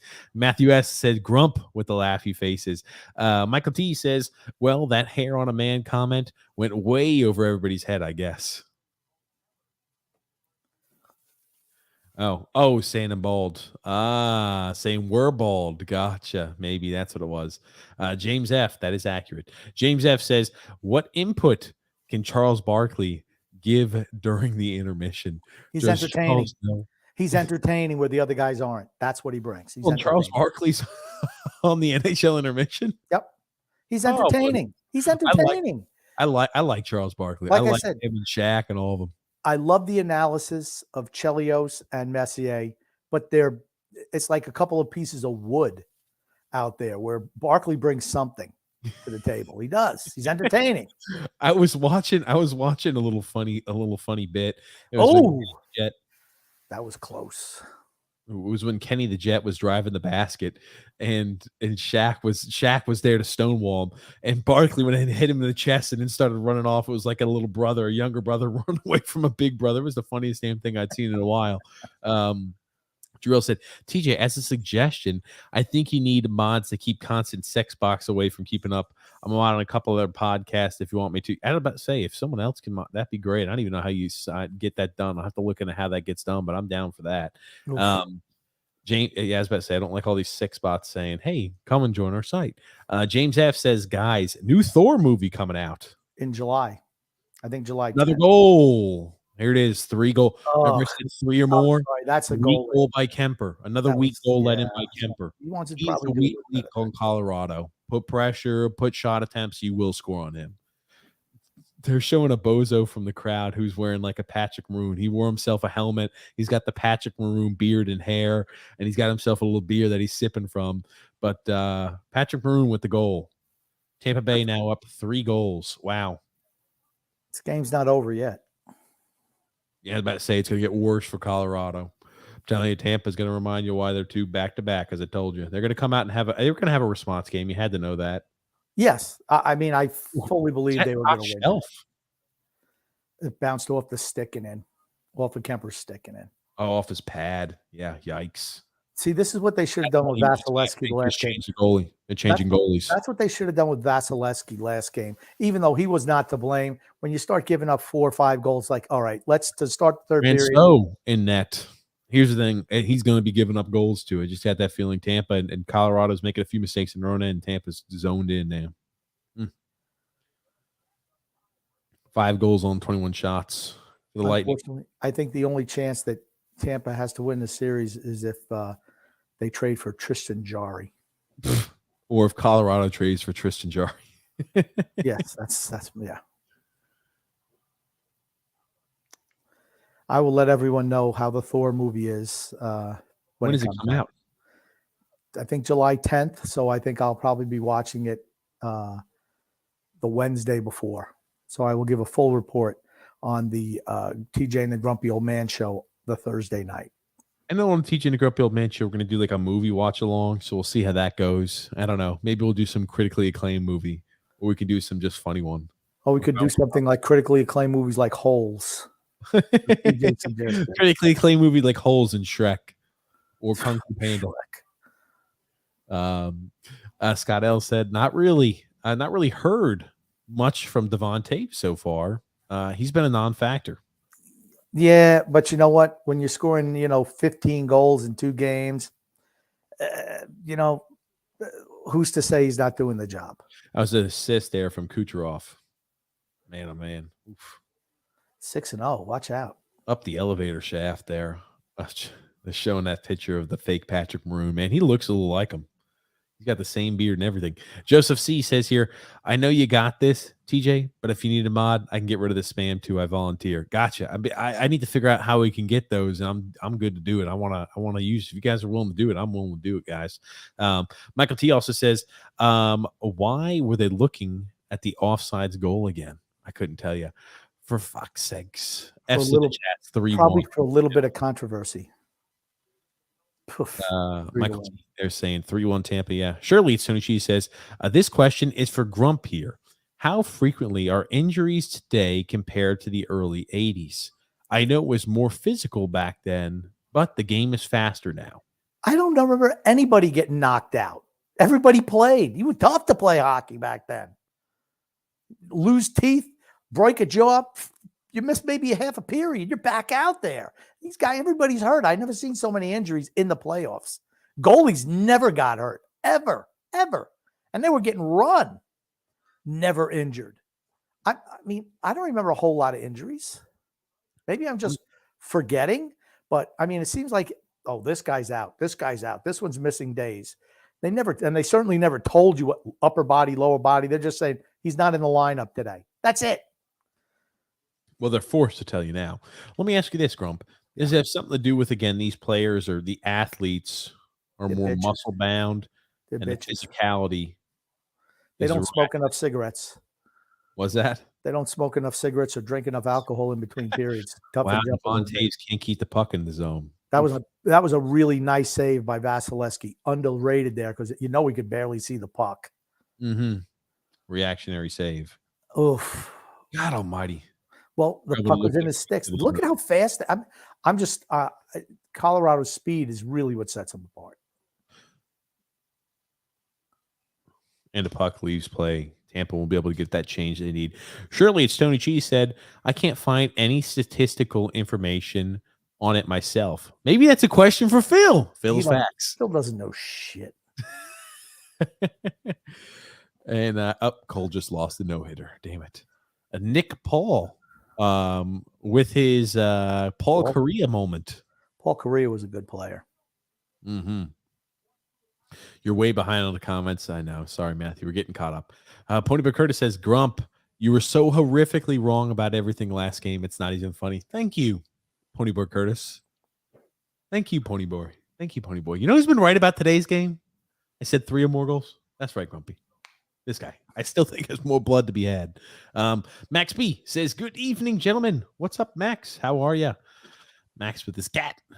Well, Max with his cat. Matthew S says here, Ariel is the queen viewer of this podcast. Yes, she is. And there's a few lovely ladies. Yeah. I mean, Shay comes in, comments sometimes, and Toria as well. You get a few lovely ladies of the podcast. That's for certain. I appreciate talking to them more than I do TJ. I'll tell you that much.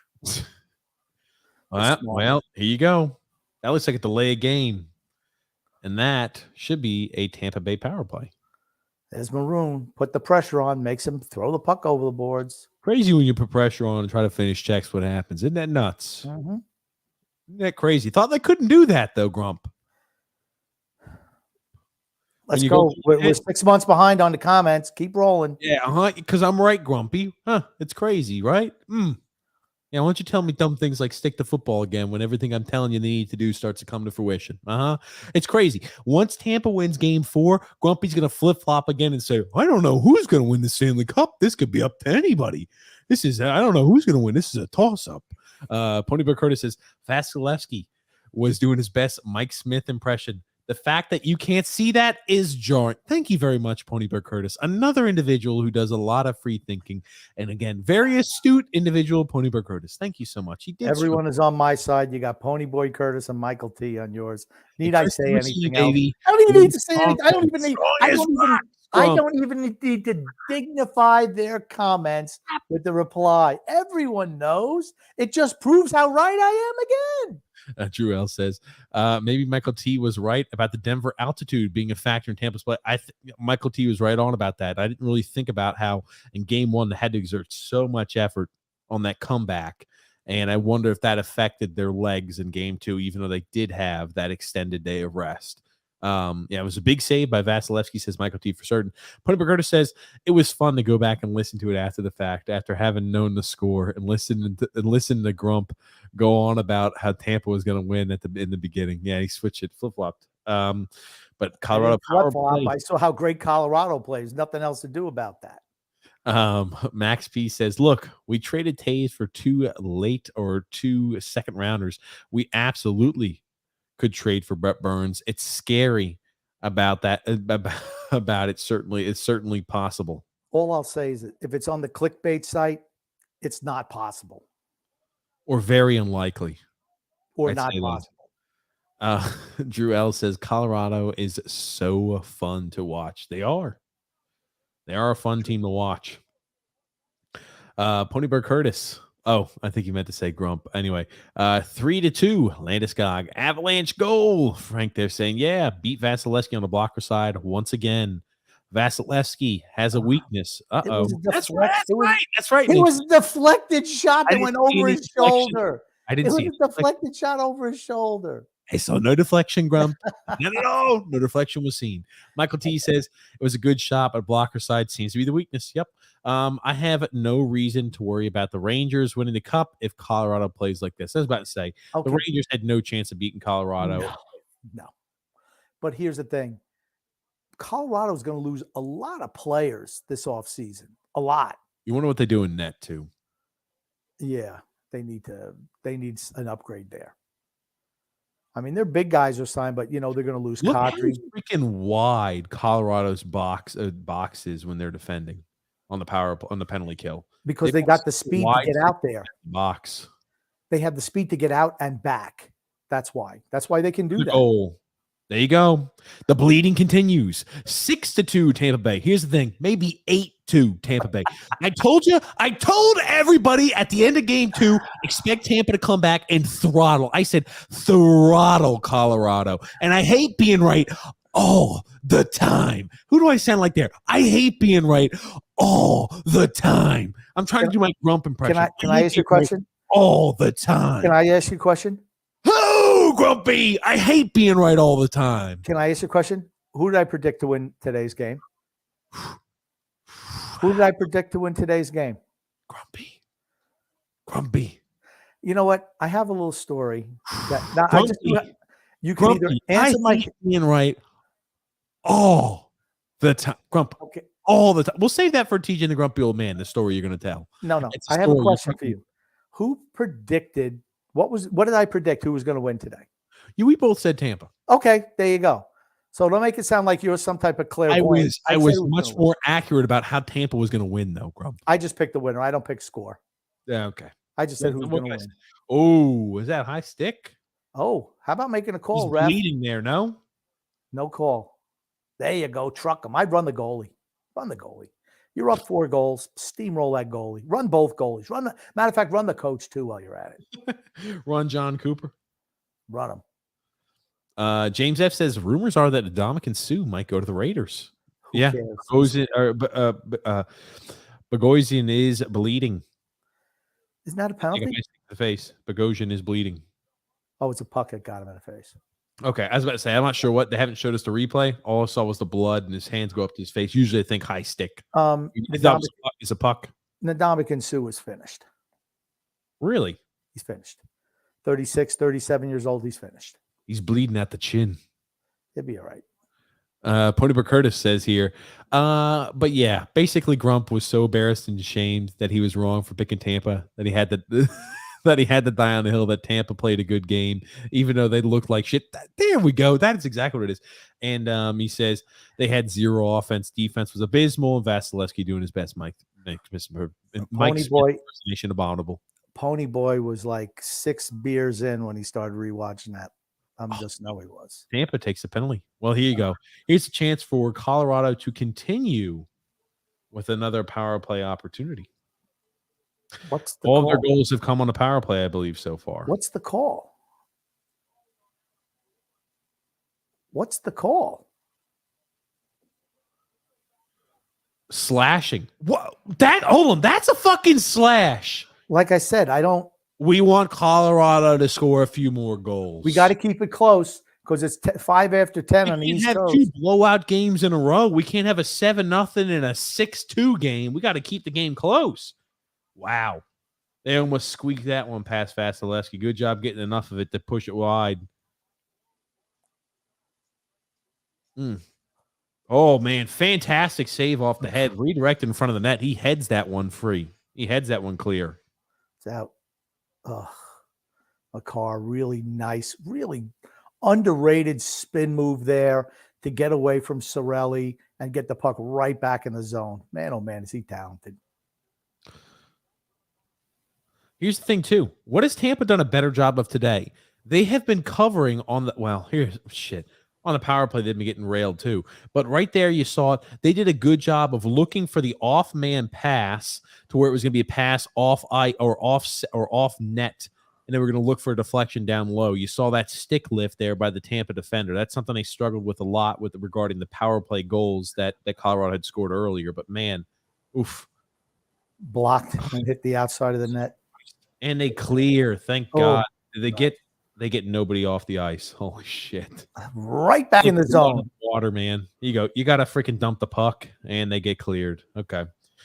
I mean, like I said, they're right back. They're just so fast. They're right back in the zone. Tough. In the last 9 games. Okay, in the last 9 games, Colorado is 11 for 30. What is their number in the power plays against Tampa Bay? They're like 50% against Tampa Bay if they don't score on this one. And how many power play opportunities have they had, Grump? What, like?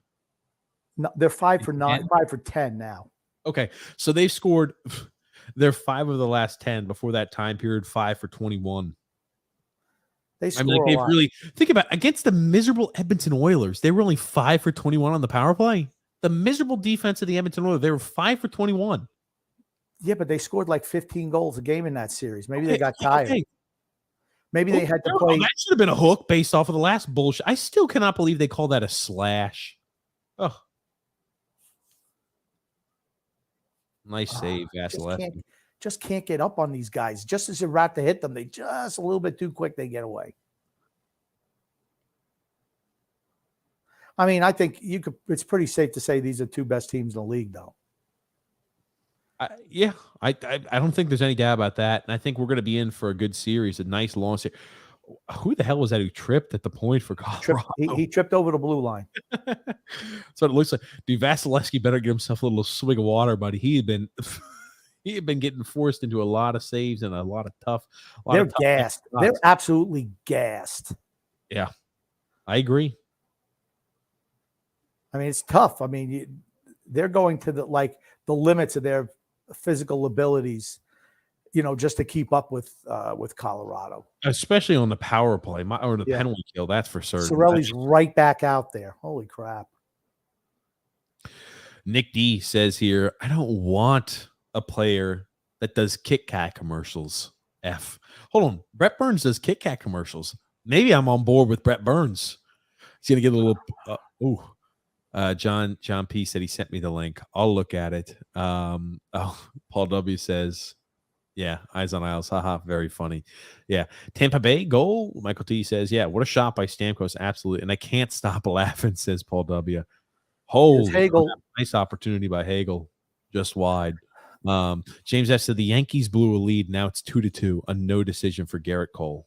Well, he still did his job. 3-on-1. A fantastic save by Vasilevsky.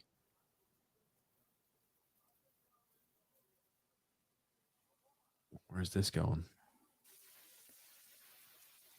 Franco's. I mean, it almost seems like they're only playing with like 1.5 lines. It's like they're not running. It's like, you know what it's like? It's like when they're running their shifts out there, they've got one line that's playing like 5 minutes a night, and everybody else is having to carry the load. Yeah. It's like Barry Trotz has got like a youth line. They've got a line full of 18-year-olds, and they're like, we're going to run you out there for a shift a day. That's how exhausted they look. I think they're exhausted just because, I mean, it's so tough to play Colorado and keep up with them. It's mentally taxing as well as physically. My God, look at them. They're just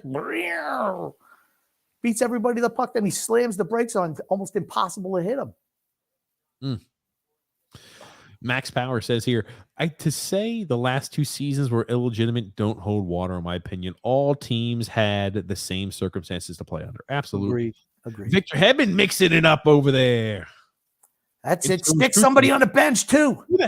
Okay, Cogliano throwing punches. Who the hell is Cogliano? Toss him. How about toss him? I want to start seeing some bites. Oh, no. You watch, he'll send the guy who took punches. They're going to do 4-on-4, which is essentially another power play for Colorado. 4-on-4, both go off the ice. It's not good. Who does that hurt? O'Connor for Sergachev. Who wins that? Cogliano? Yeah. Ooh. Franco almost lets that one sneak past him. What am I going to the box for? Getting punched in the side of the head? Dude, McDonough hasn't looked great in the playoffs, or at least in the finals. I'm sorry. Have you noticed that too? Yeah, because you know what? He's 30, however old. Cogliano jumps in from behind, right? Yeah. Yeah. I mean, And then he starts jumping a fight again. Hey, look at that. but Here you go. Fight right now, you freaking bitch. Sergachev got sent off. No, he's still on the ice. I'll tell you what, though, there's a little bit of nastiness to this series now. Good. I hope there's some nastiness, man. And that should honestly benefit Tampa. Here's Zach Bogosian there talking shit there to Manson. Said, "Get out there and let's fight, bitch." I want to start seeing some fights. I want to start seeing some guys pummeling each other. Ray Ferraro should be telling us what the hell's going on. Matter of fact, just turn the mic on. Just turn the mic on. I want to hear what's going on. Just turn the mic on and literally just reach a little chest right over the. Ray, stop smiling.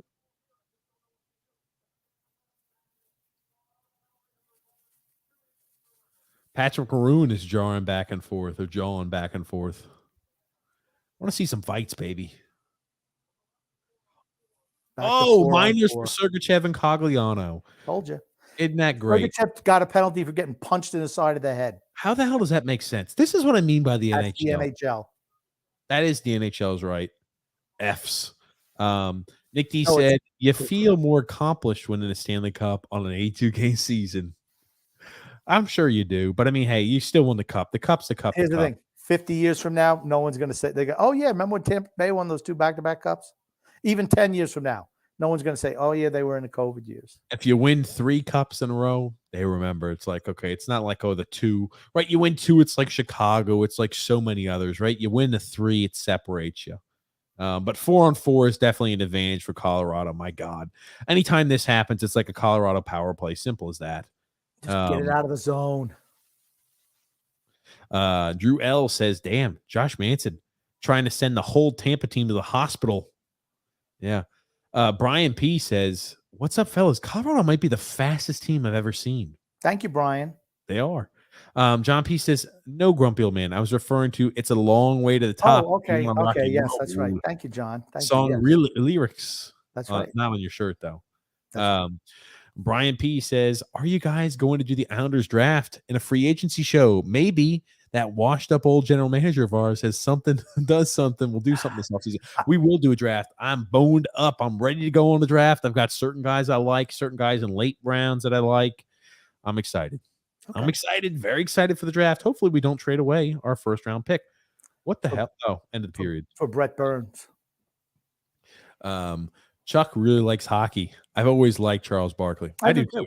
I like Charles Barkley. He's funny. I'm not an NBA fan, but I'll watch the intermission. I'll watch like the intermission shows there with Charles Kenny the Jet and Shaq just because they're so funny and Ernie. I love that. Inside the NBA, I enjoy watching them. They're entertaining. That's why they're entertaining. People want to be entertained.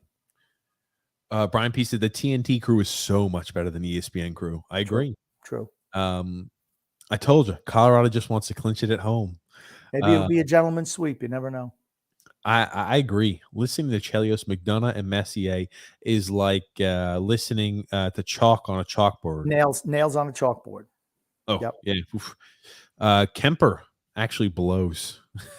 Now he was good 5 years ago? What happened? Yeah. He was good when he was playing for Minnesota. When they were bad, some guy, I don't know. Hey, whatever. Brandon, they're saying here, in order for Bellows to be able to grow, Lambert has to give Lee a reduced role. Without youth being given an opportunity to grow, the Islanders can't get better internally. 100% agree. 100% agree. Nick D says that thing that you always like, Crumpy. Father Time. He's undefeated. He is. Unless you're TB12. Drill says, watch Francois come in and be Jonas Hiller the rest of the game. And same with Beauvillier. How is he supposed to grow in his game if he's got Bailey on the opposite wing or with Lee with Beauvillier on the offside? Makes zero sense. Make no sense. I think we're going to find out real quick if Lane Lambert is the answer as the new head coach. Or if he's Barry Trotz 2.0. Yes. I don't think he is, and I'm optimistic he's not. But until I see it with my eyes, I can't automatically commit. Right. Brian P says, hey, Lou, Make Valeri Niskutsin an offer, please. Ugh. He's a guy I'm not. Here's the thing. For his career, he hasn't been fantastic, but he's earned himself a shit ton of money with this postseason. Depending I'm on, not willing to pay. but he can skate, and he is really good offensively. I mean, he was with the Stars, right? He was drafted by the Stars, I think, third Drafted by overall. the Dallas Stars, played a few years. I remember his rookie year, he blasted onto the scene, and then he wound up playing a few years, and he wound up actually going back to the KHL. Yeah. Maybe And no. then- I'm sorry, he didn't. He never went back to the KHL. He did. He did. He went back from the KHL for 21, 22 years. And 21, when he was 21 years old, 22 years old as well. I mean, what did he do this year? What were his numbers this year? Okay. He has never had before this year with Colorado. Again, Colorado on a team, right? All right. What do they say? High tides lift all ships. Right? I think that was it with Valeri Niskutsin. But he averaged almost a point a game. 62 games played, 52 points. Before that time period, even when playing with Colorado the year before, 55 games played, 21 points. And the year before that, 65 gaes played, 27 points. I guess he's earned himself a fat amount of money because of what he's done in the postseason. How many points do you have in the postseason? Does it say? I'll pull it up. Give me a sec. Okay. Yeah, I mean, but he's got wheels, right? I mean, he's able to get to spots. Maybe I don't know how old he is, but maybe the lights just turned on for him. Some guys it takes longer. I don't know. He'll probably get overpaid, but he's maybe a guy you look for on a bargain. Oh, dude, he's going to get overpaid big time. Okay. I think to myself, I'm like, for a guy like that, okay, this year in the finals, does he have any points today? I don't know. No. He's been playing macho minutes. He's been playing 19, almost 20 minutes a night there in the playoffs, pretty much. So in the postseason as a whole, I'll count it up, Grumpy. I'll let you know what the numbers are. But long story short, he's producing when given an opportunity to get big minutes. Maybe it's since, Kadri went down. I don't know. 8 goals, 5 assists in the postseason this year. That's pretty good. That's pretty good. Especially the 16 games. They've only played 16 games. So he's got 13 points in 16 games in the postseason. In the finals, right against Tampa, has 4 points in 2 games. I'm not sure what his numbers look like so far this game. I don't know either. Okay. Fantastic. Okay. But he's going to get overpaid. Even when Kadri was healthy, he was still playing like 18-plus minutes a night. He's a guy playing a top 6 role. He's putting up points. I think he's going to get overpaid because of what he's done in the postseason for a guy with a very limited track record. I mean, but isn't that a guy that you'd maybe want to kick the tires on, though? If the numbers the right amount, I'm down. He's a bigger guy, 6'4". But here's the thing. He's going to probably be making 5.5 a year, at least. Because of what he's done in the finals, right? I don't know. If he's a one-year wonder, maybe he doesn't get paid that. I mean, how old is he? 25. 25. 27. I mean, young. 27. I forget. 27. I forgot he missed all those years when he went to the KHL. He missed those 2 years. He's going to get paid. And I just don't want to be the team that overpays a guy like that with a very limited track record. Okay. I mean, I'm just like I said, they should be kicking the tires on everybody, though. See who's most affordable. That's what they should be doing. Drell says Kemper looks like a high school baseball player who's trying to get scouted for college ball. I assume that's not great. Nick D says you guys should start the movie podcast with Francis Ford Coppola's movie library. Just an idea. Who's Francis Ford Coppola? You didn't say that, did you? Do you not know who that is?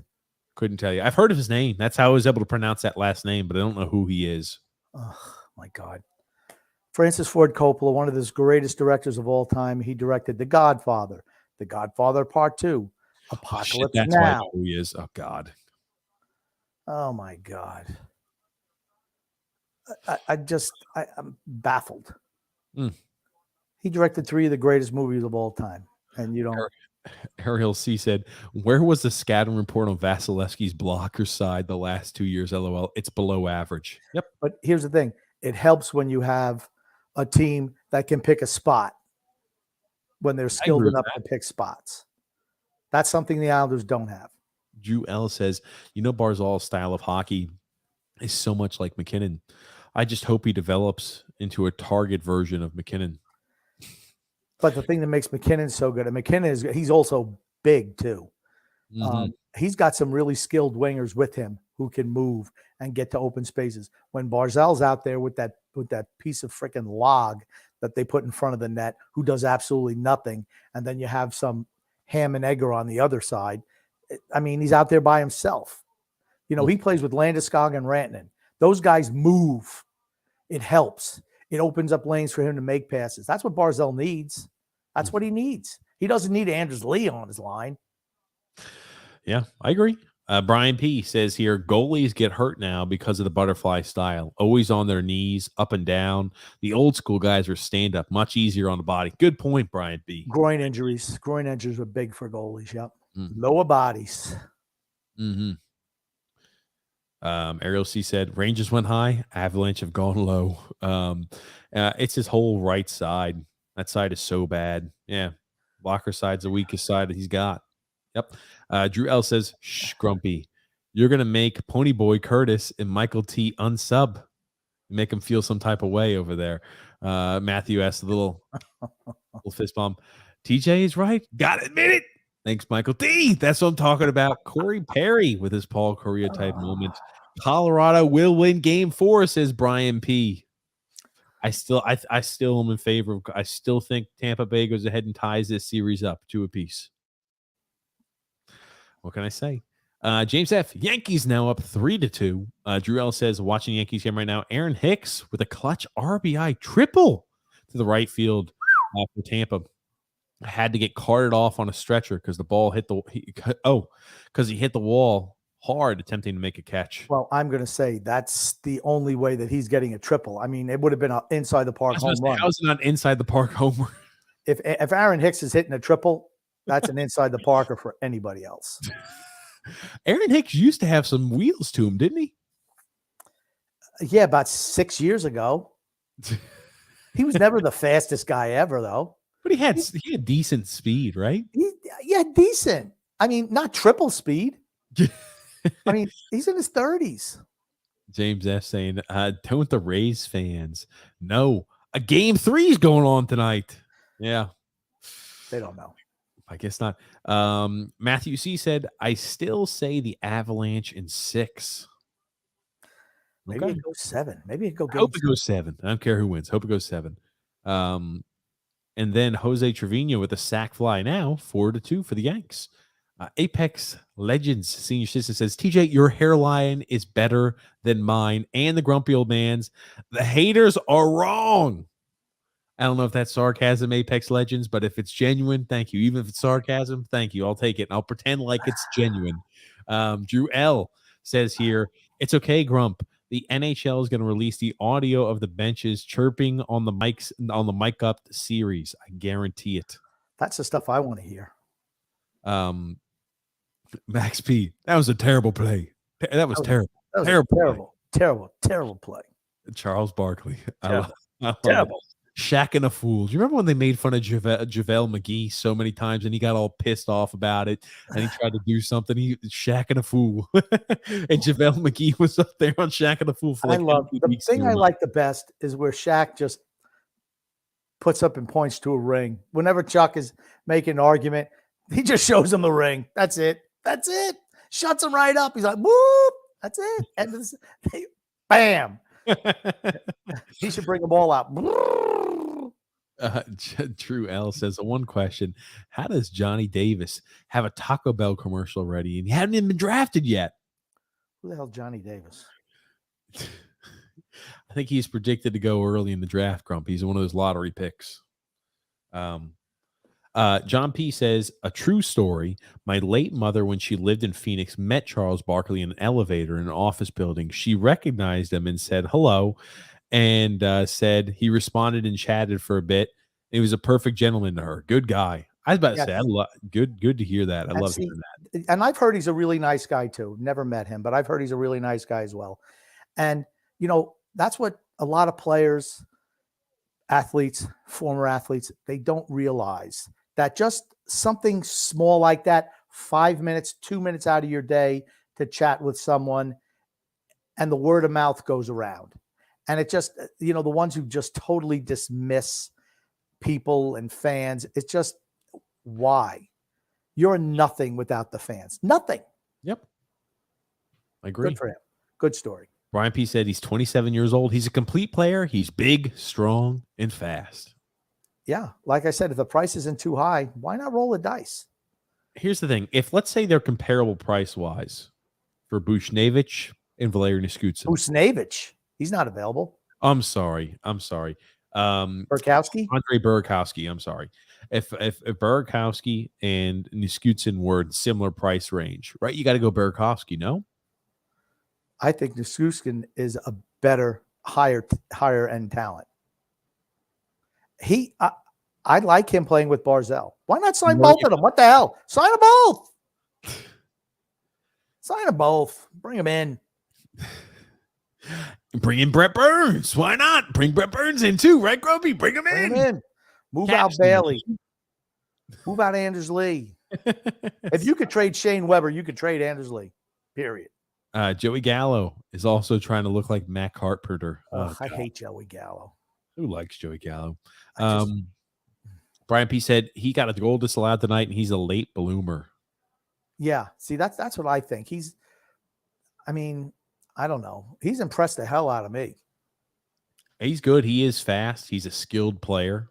I mean, he was right. He had the pedigree. He was drafted. He was a top 10 pick, if I recall correctly, in his draft class year. I thought he was number 3, wasn't he? No, it wasn't that high. Okay. Let me pull it up where he was drafted by. I He was a know why top I'm 10 thinking. pick. I know that much. I'm thinking number 3. I could be wrong. It doesn't matter. I've been wrong before. I'll be wrong again.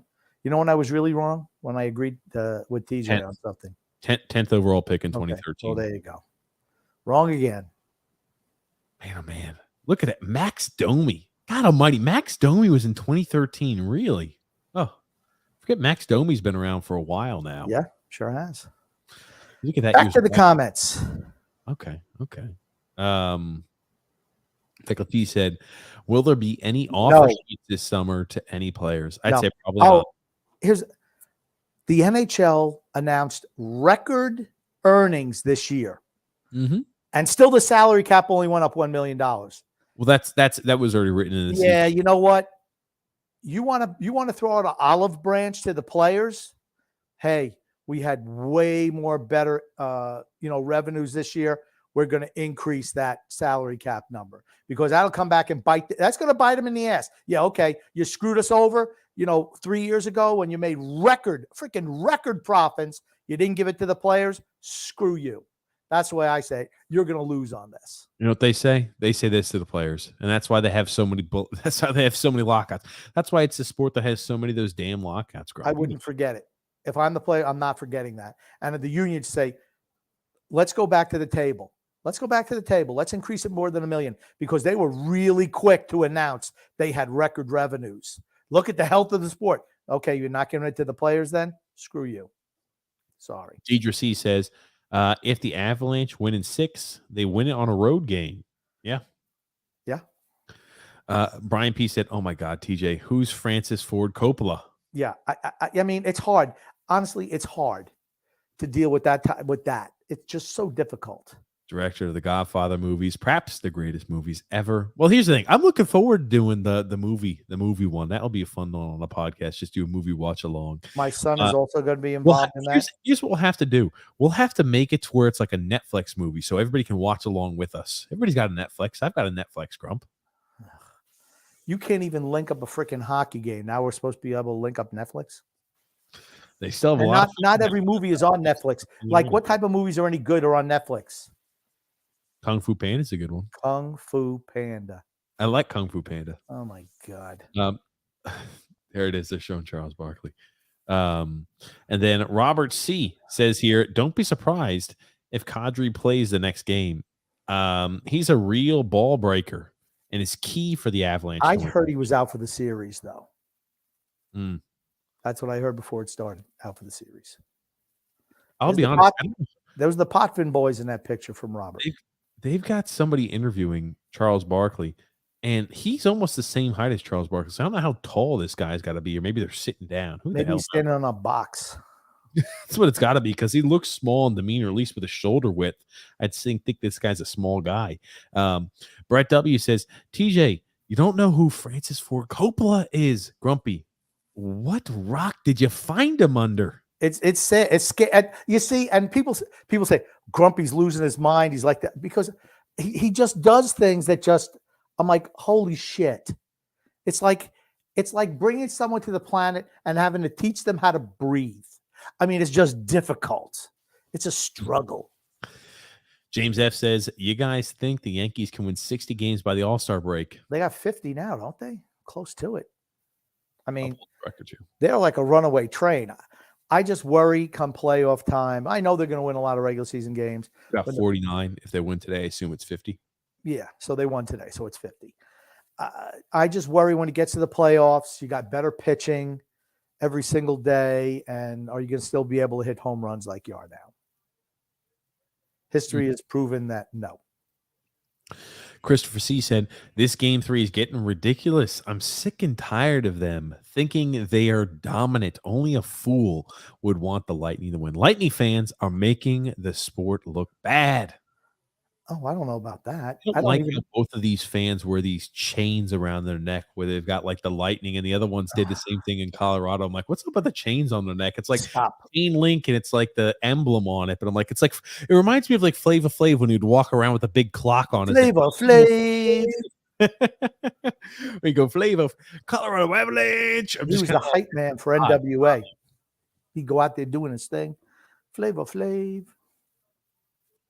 We have him puck drop here for the third period, and we're underway. Okay, I'm a little ahead of you. What time are you at now, Grumpy? Give me the 55, countdown. 54, 53, 52, 51, 50, 49, 48, 47, 46, 45, 44, 43, 42. Yes, I can count back.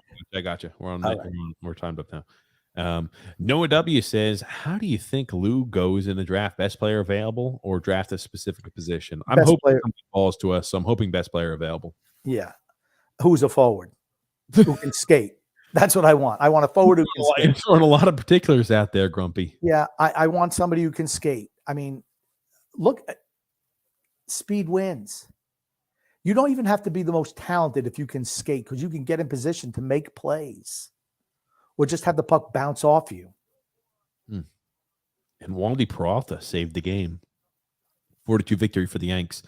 The NBA draft too, says James F. Who the Knicks going to draft and why? Where are the Knicks drafting though? You know what? We'll have. I think what is it? Thursday the draft. Thursday. We'll have that information on the TJ and the Grumpy Old Man show on Thursday. Going down live when the TJ and the Grumpy Old Man show's on. There you go. Man, oh man.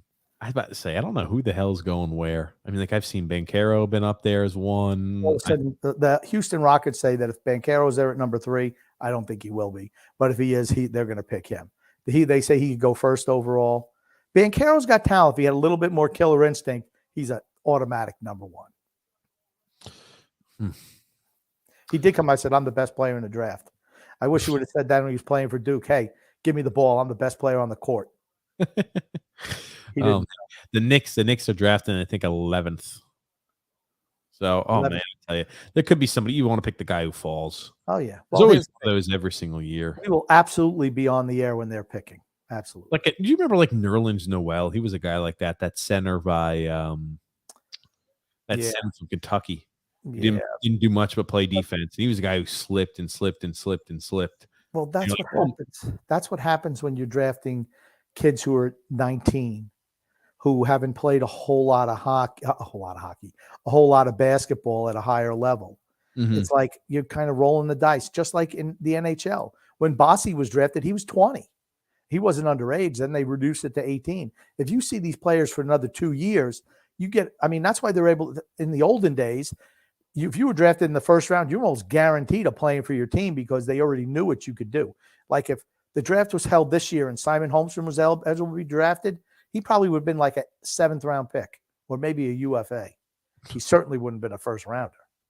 Brian P says, I'd take both. There you go. Ryan's thinking. Oh, man. Okay, gotcha. And he was number 10. Jamal says, go Rangers. Jamal. Jamal, the Rangers are out. But he says Texas Rangers. Uh, Says Frank.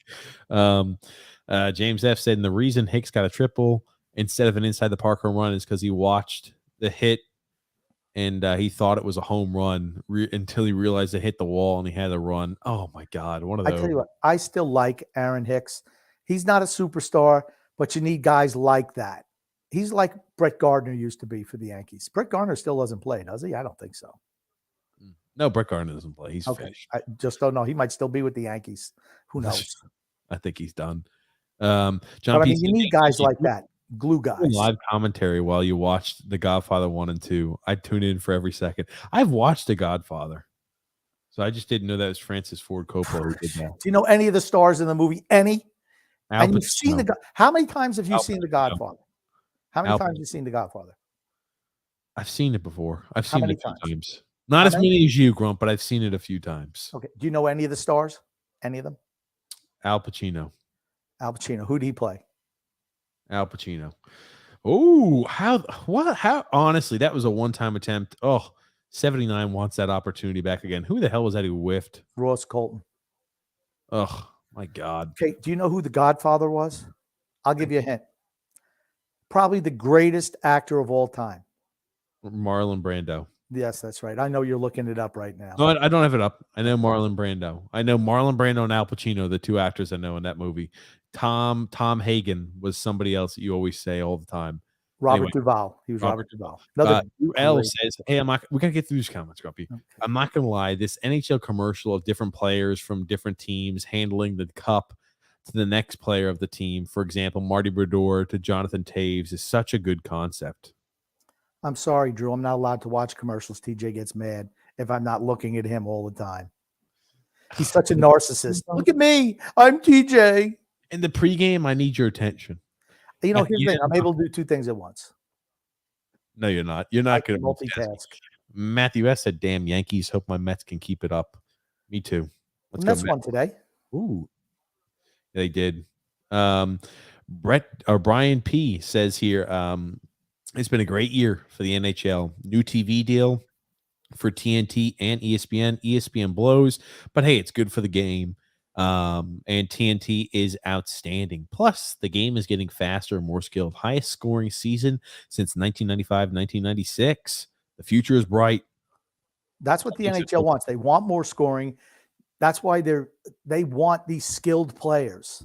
They want smaller guys. Why smaller guys are more skilled than the bigger guys? Let's be honest, right? Mm-hmm. That's what they want. The physicality's been taken out of the game, which much to my chagrin, obviously.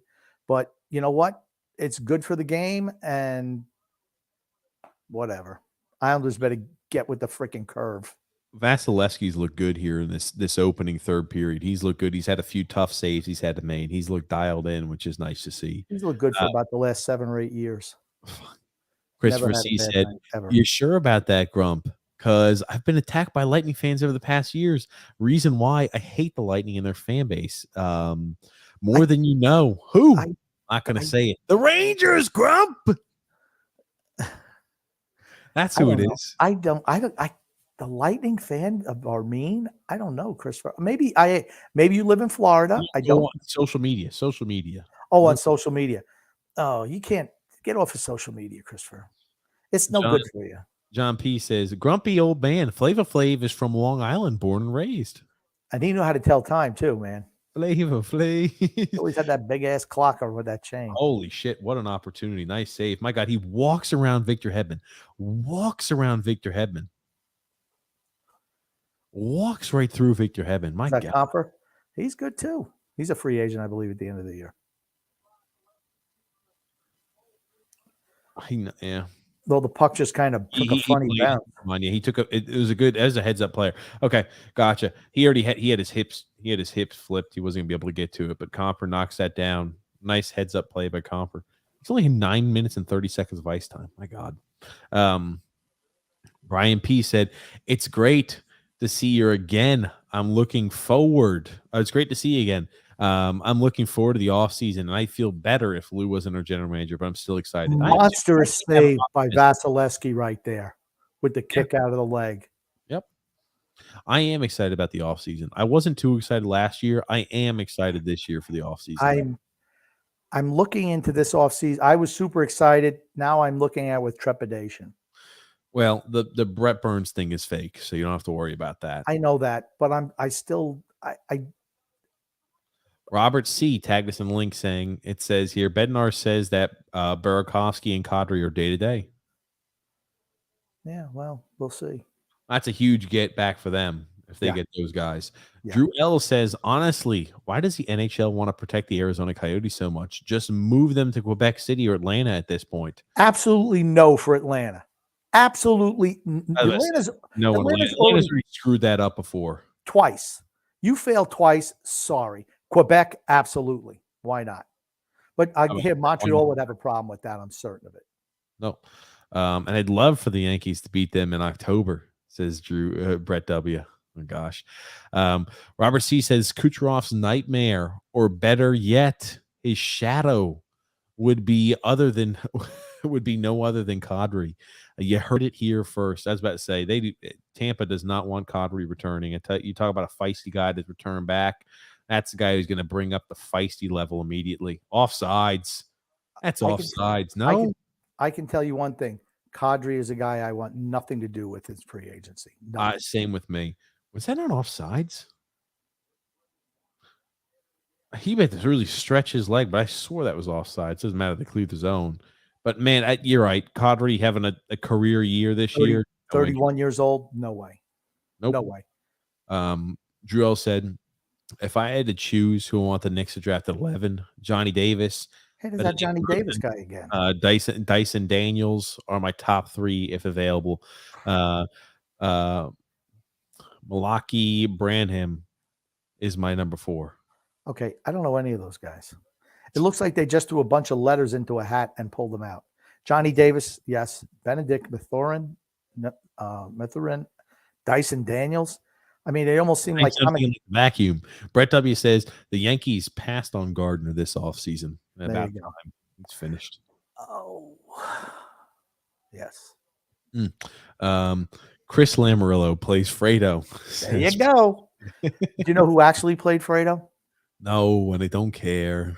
He died of cancer. You tell me this all the time on the show. Brett W. says here, hey, Grumpy, give him props. He knew who Al Pacino was. That's a step in the right direction. For certain it is, Brett. It is a step in the right direction. Jesus. You know what? Here's the thing. He does not get a participation trophy for knowing one actor in the greatest movie of all time. Sorry, no participation trophies here. James F. says, I'm listening to The Godfather on Audible. It's the 50th anniversary special. The book tells you more, such as Johnny Fontaine. That was one part that they cut out of the movie, out of the novel. Johnny Fontaine had a much bigger part in the book itself, in the novel. I know it's supposed to be off of who? I can't remember who it's supposed to be off of. Jeez. Really? Really? It's supposed to be off of who from that time period? Not who. He's on first base. Who is it, Grumpy? What's his name? Frank Sinatra. Frank Sinatra, gotcha. Brian P. says, I love offense too.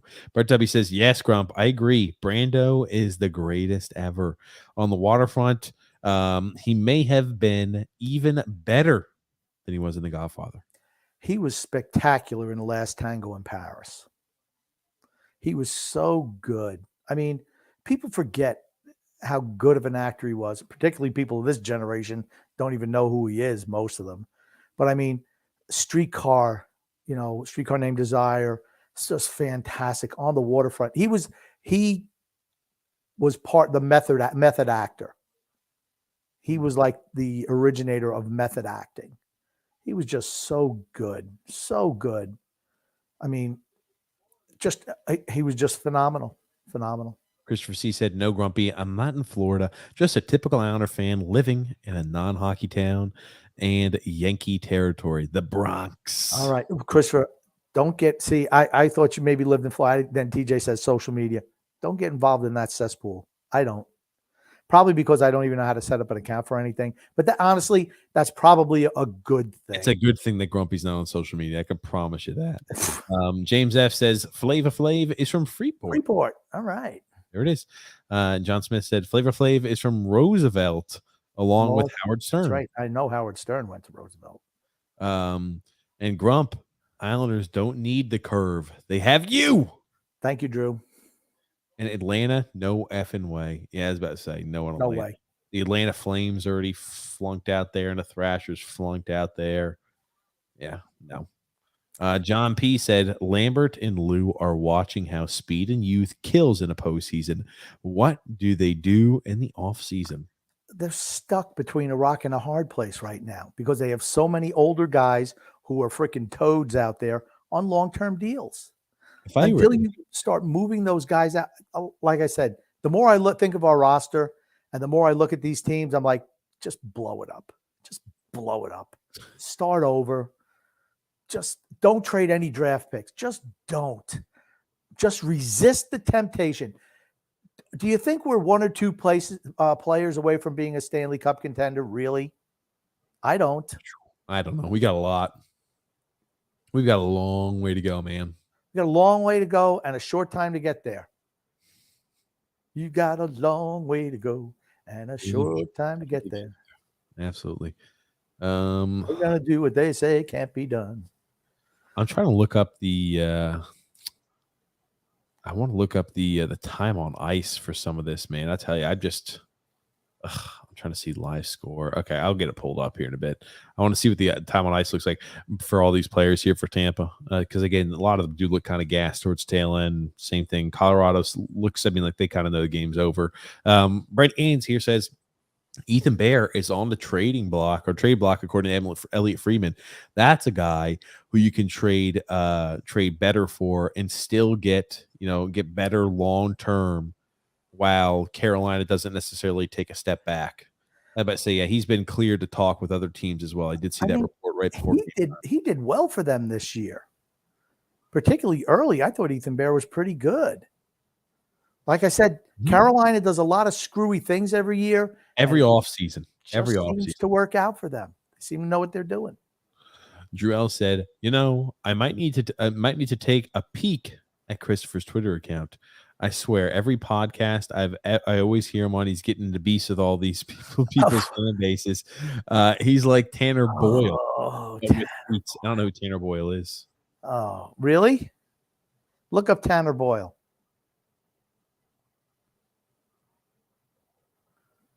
You booger-eating moron. He's Bad News Bears. Okay. Yes. Gotcha.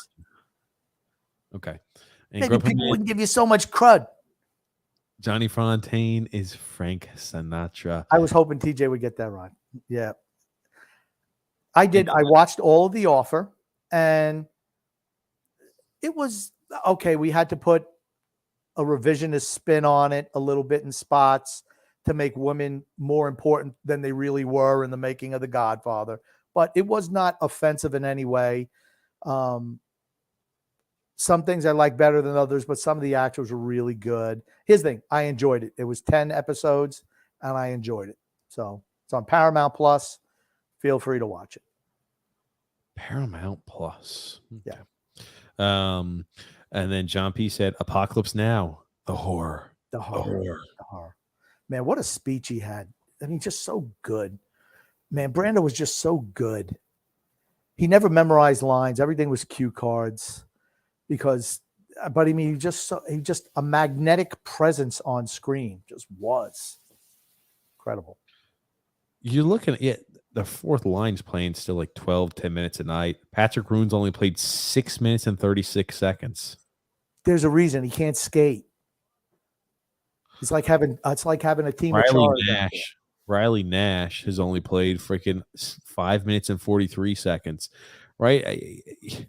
Shit, man. Now, I would say in this game, maybe you start double shifting them a little bit. I was about to say, man, Riley Nash and Patrick Roon, you guys are taking a lot more shifts at the tail end. We need to make sure our stars are rested up. Yeah, Bellemare hasn't played much either. It seemed like they were only playing a few players. Bellemare's played 8 minutes and 14 seconds. They should definitely play more now.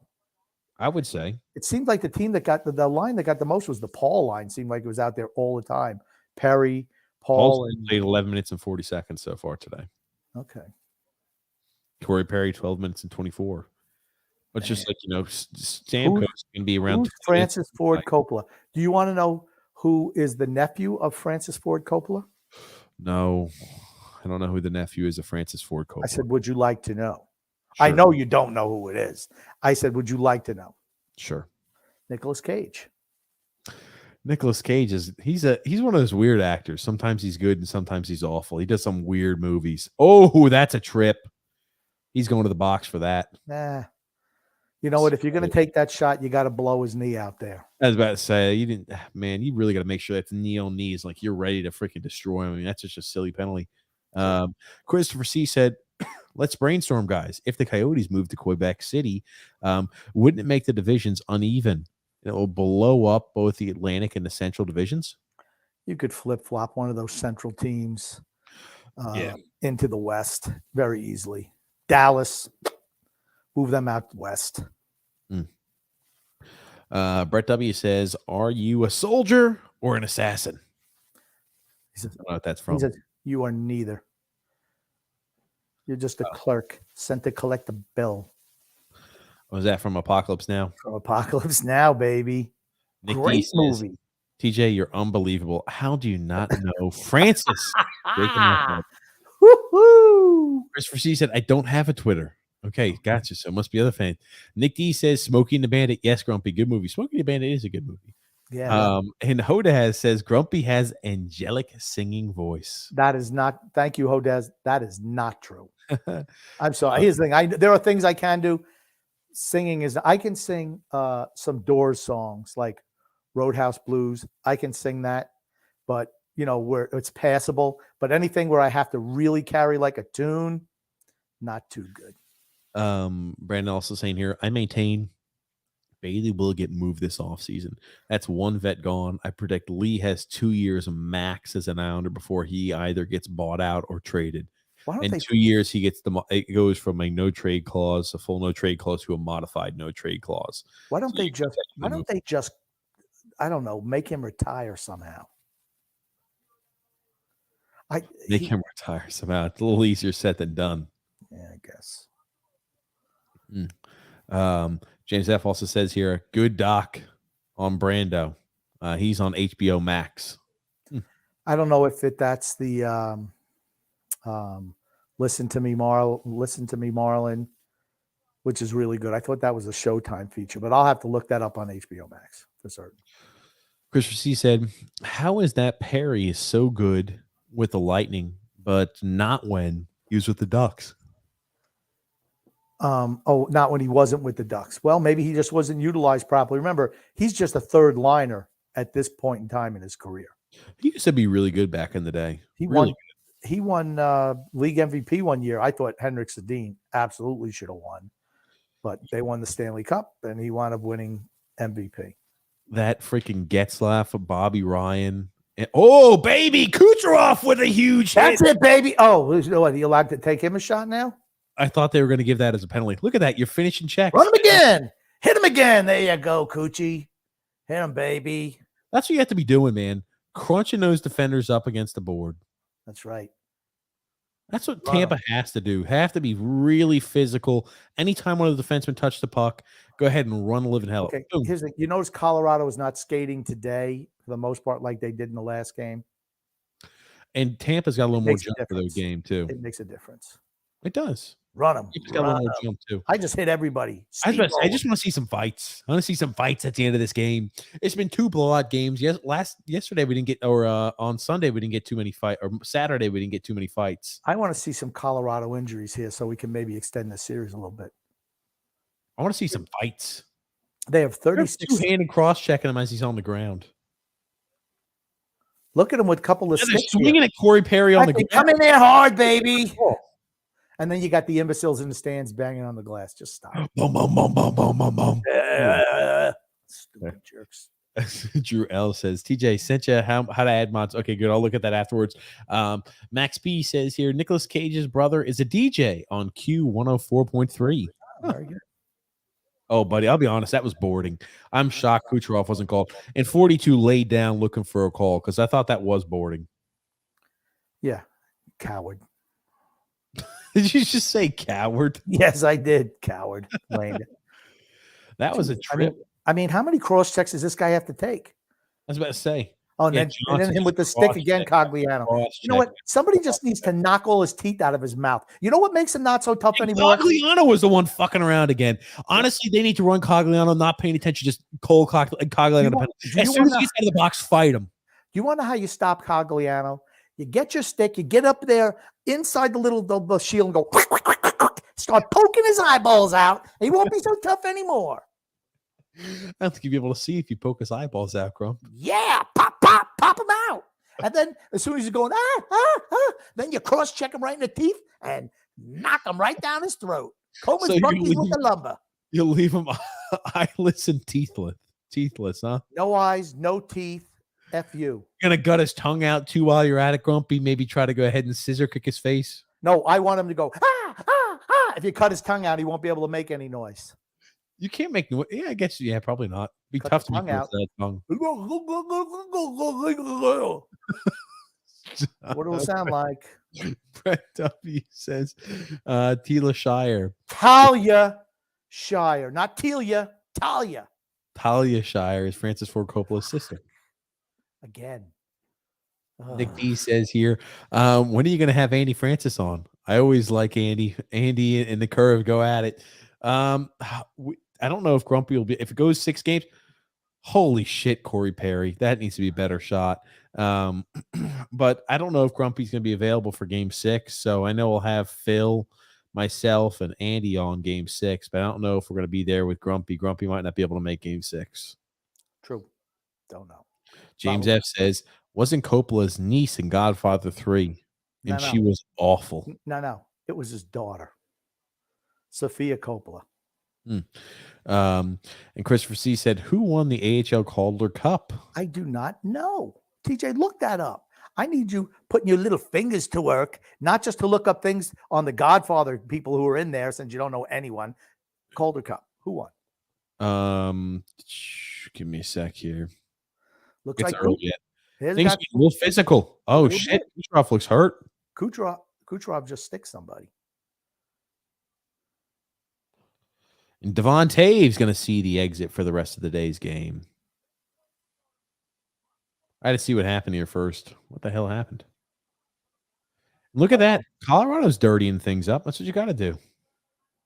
My God, I cannot believe Corey Perry didn't shovel it home. Cross-checking. That was a blatant cross-check. It was probably a really bad cross-check on Kucherov. Was that? Let's see the cross-check if it's on Kucherov or not. That was a cross-check on Kucherov by Devon Taves. Devon Taves should get shown the spot in the penalty box. Yeah, you could really hurt a guy with that. Devon Taves cross-checking penalty. Yeah, I was about to say it was to the small part of the back. That was intent to injure. His leg kind of got bent up a little. That was an intent that I'm trying to injure you. I don't mind, but I'm like, that's what happens in playoff hockey. Well, he's still out. Trying to take you out. He's still out there for the power play. I'm telling you what, McKinnon comes out on the ice, I'm going at him. I'm absolutely going at him. Go after Cale Makar, smaller guy, just pummel the living hell out of him. Yeah. Right. You can't let Kucherov get run. They know this, right? You can't let Kucherov get run and items like that. You got to be physical. I go over and stick that Herman Munster bastard behind the bench for them too. Who's Herman Munster for you, Grumpy? Who's that? Gerard Bednar. Pull up a picture of Herman Munster. Tell me he doesn't look like Herman Munster. Okay, give me a second. Herman Munster and Gerard Bednar. Okay, now hold on. Back out there.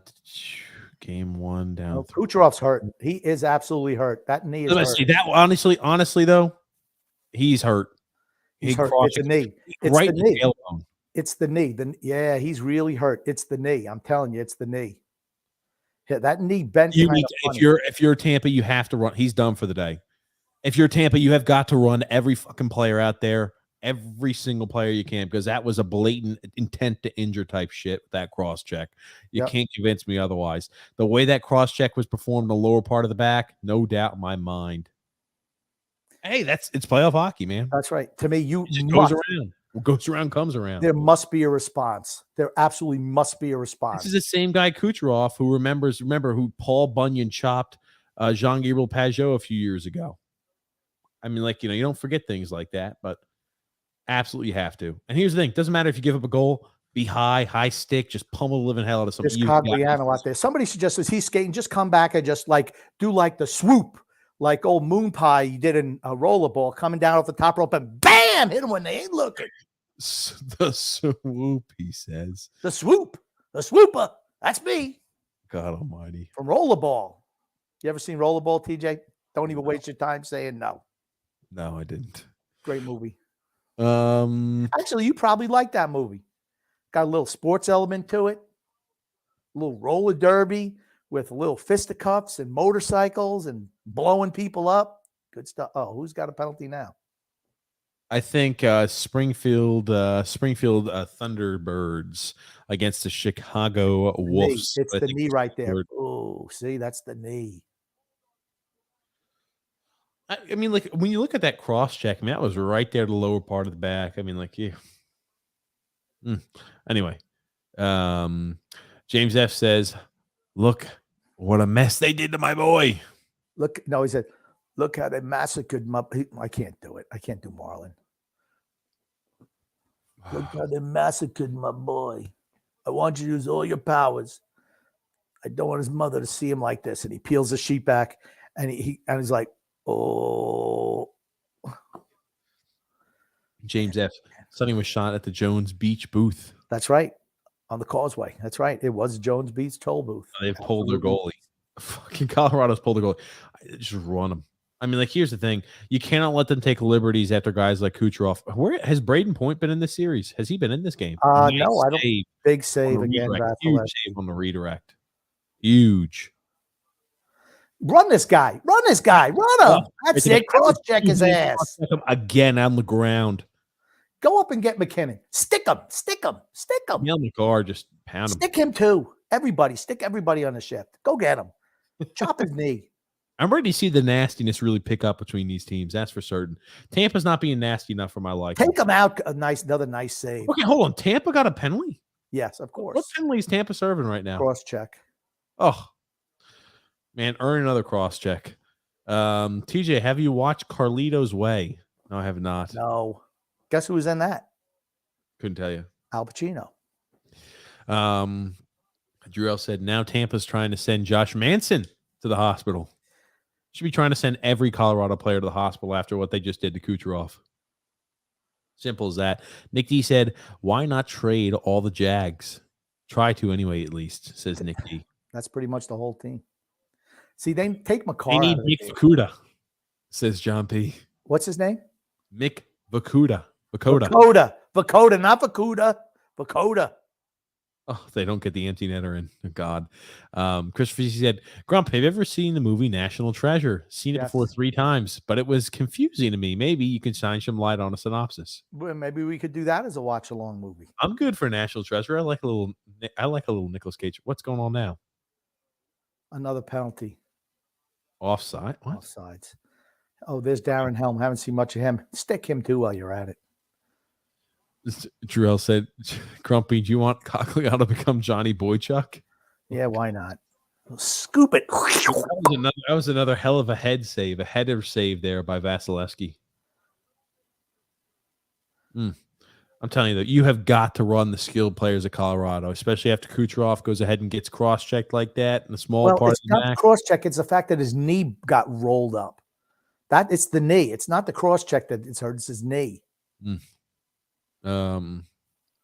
Drew L said, how do you pronounce that again? Talia? I don't know if you mean Talia. Okay. Talia. Shit. Oh, yeah, Talia. Oh, when you called her Telia. Yeah, Talia. That's going to the TG Mispronunciation Hall of Fame along with TJ, Braid. not TG. Thank you very much. It's TJ. Two letters. Along with Braid and defensive back Cooper. Defensive back Cooper is the all-timer. Let's be honest. DB Cooper, a.k.a. defensive back Cooper. Yep. TJ tries to think outside the box once, and it comes and bites him on the ass. It was the funniest thing ever. John P said the Calder Cup Finals only 1 game into the series. Francis Ford Coppola has a red wine. Give it a try. I liked it. Yeah, he's got his own vineyards out there in Napa Valley, wherever it is. Yes, rollerball. Rollerball's really good, man. Really good. Jimmy Kahn played. Run number 3. God almighty. You're not finishing the check there after you got. That's a Ba-boom! slash right there. That is a He blatant takes a slash. no Go call. get him, 11 Maroon. should be Slash sent him to the back, box. baby. Stick 11 him. should be, Stick and now he's him. punching. He should be thrown out. It's That Cogliano. Cogliano piece of shit. If they would have carved the fucking eyeballs out of his head, he wouldn't be a problem right now. A slash because he got hit. He should be. My God. There's that Yeah, fights, baby. Colton getting his ass knocked. Oh. Boom! Oh! He's rocked him. Rocked him. Oh man! Too bad he didn't grab by the Colton, head. Drive him into the boards. I want to see another fight break out. Give a pile driver. Give a pile driver. God damn it, Colton. He didn't do as well as he should have, in my opinion. God almighty. Look at that. Cogliano gets hit and he starts with a slash. He didn't like it. And he's a freaking just should have went after. He's the smallest I'm freaking bitch out there on the ice. Out of you. Oh my God. O'Connor started by punching. Oh God. Punch with the gloves on. Leave the gun, take. What?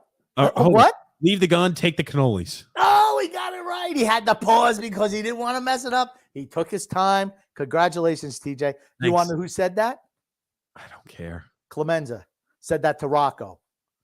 Road Gamer says the Islanders suck. We need Scarface as our next coach. James F says, which rollerball, Grumpy? There's only one rollerball. Okay.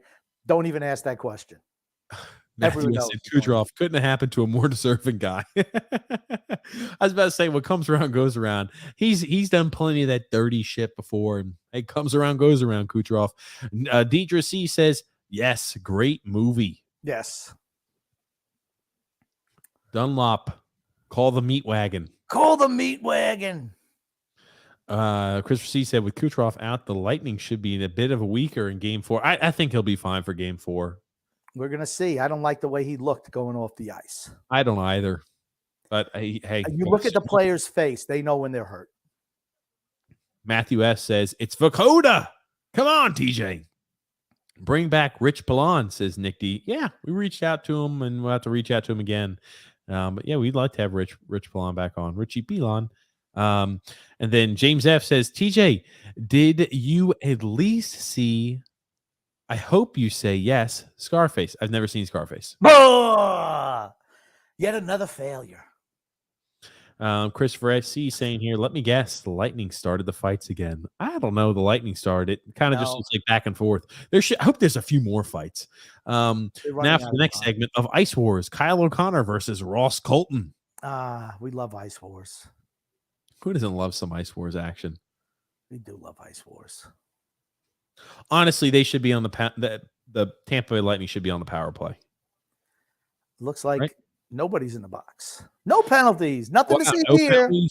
Okay. 5 on. Is it 5 on 5? No penalties. Oh, maybe. Hold on. No. Tampa's on power play. He should be. Why don't they just shoot the puck? Where's Herman Munster? Did you pull him up? Hold on, I'll get him. We only got 2 minutes to go. Tampa should be on the power play for the rest of the game. Run them. There you go. Hit them again. We don't care. They're not going to score 4 goals in 2 minutes. Just run them. Run them all. You said Herman Munson or Thurman Munson? Herman Munster. Munster. Munster. A Munster. Gotcha. I thought you said Herman Munson. No. You trying to say Thurman Munson? What are you doing? You don't even know. No. Herman Munster. Hold on a second. Herman Munster. I got it. And Gerard Bednar. They got the same head shape. Yeah. Is that Bednar on the left there? Oh, No, that's Fred Gwynn, the actor who played Herman Munster. I know, Grumpy.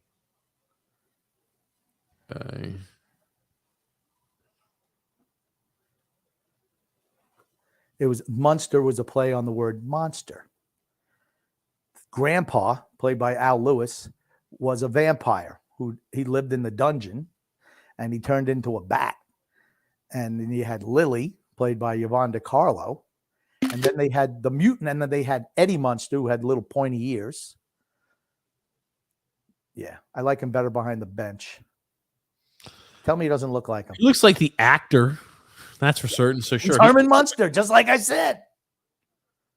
Look at that big elongated skull zone. Big. They should go start a fight in the last 10 seconds. And those are always good. And the player and they had Marilyn, who was the niece, and she was like deformed. She was like beautiful, a beautiful blonde girl, but she was deformed. I sense some more physicality is going to start. Boom! Start a little fight there. Should have started that earlier. Stick them all on the way off the It's ice. Mason again, baby, trying to mix it up. You know what? We need a little young blood action out here. Stick them in the head, kid. God almighty. Yeah. Oh, he doesn't love and it. The Munsters, and they used to drive around like in a freaking hearse.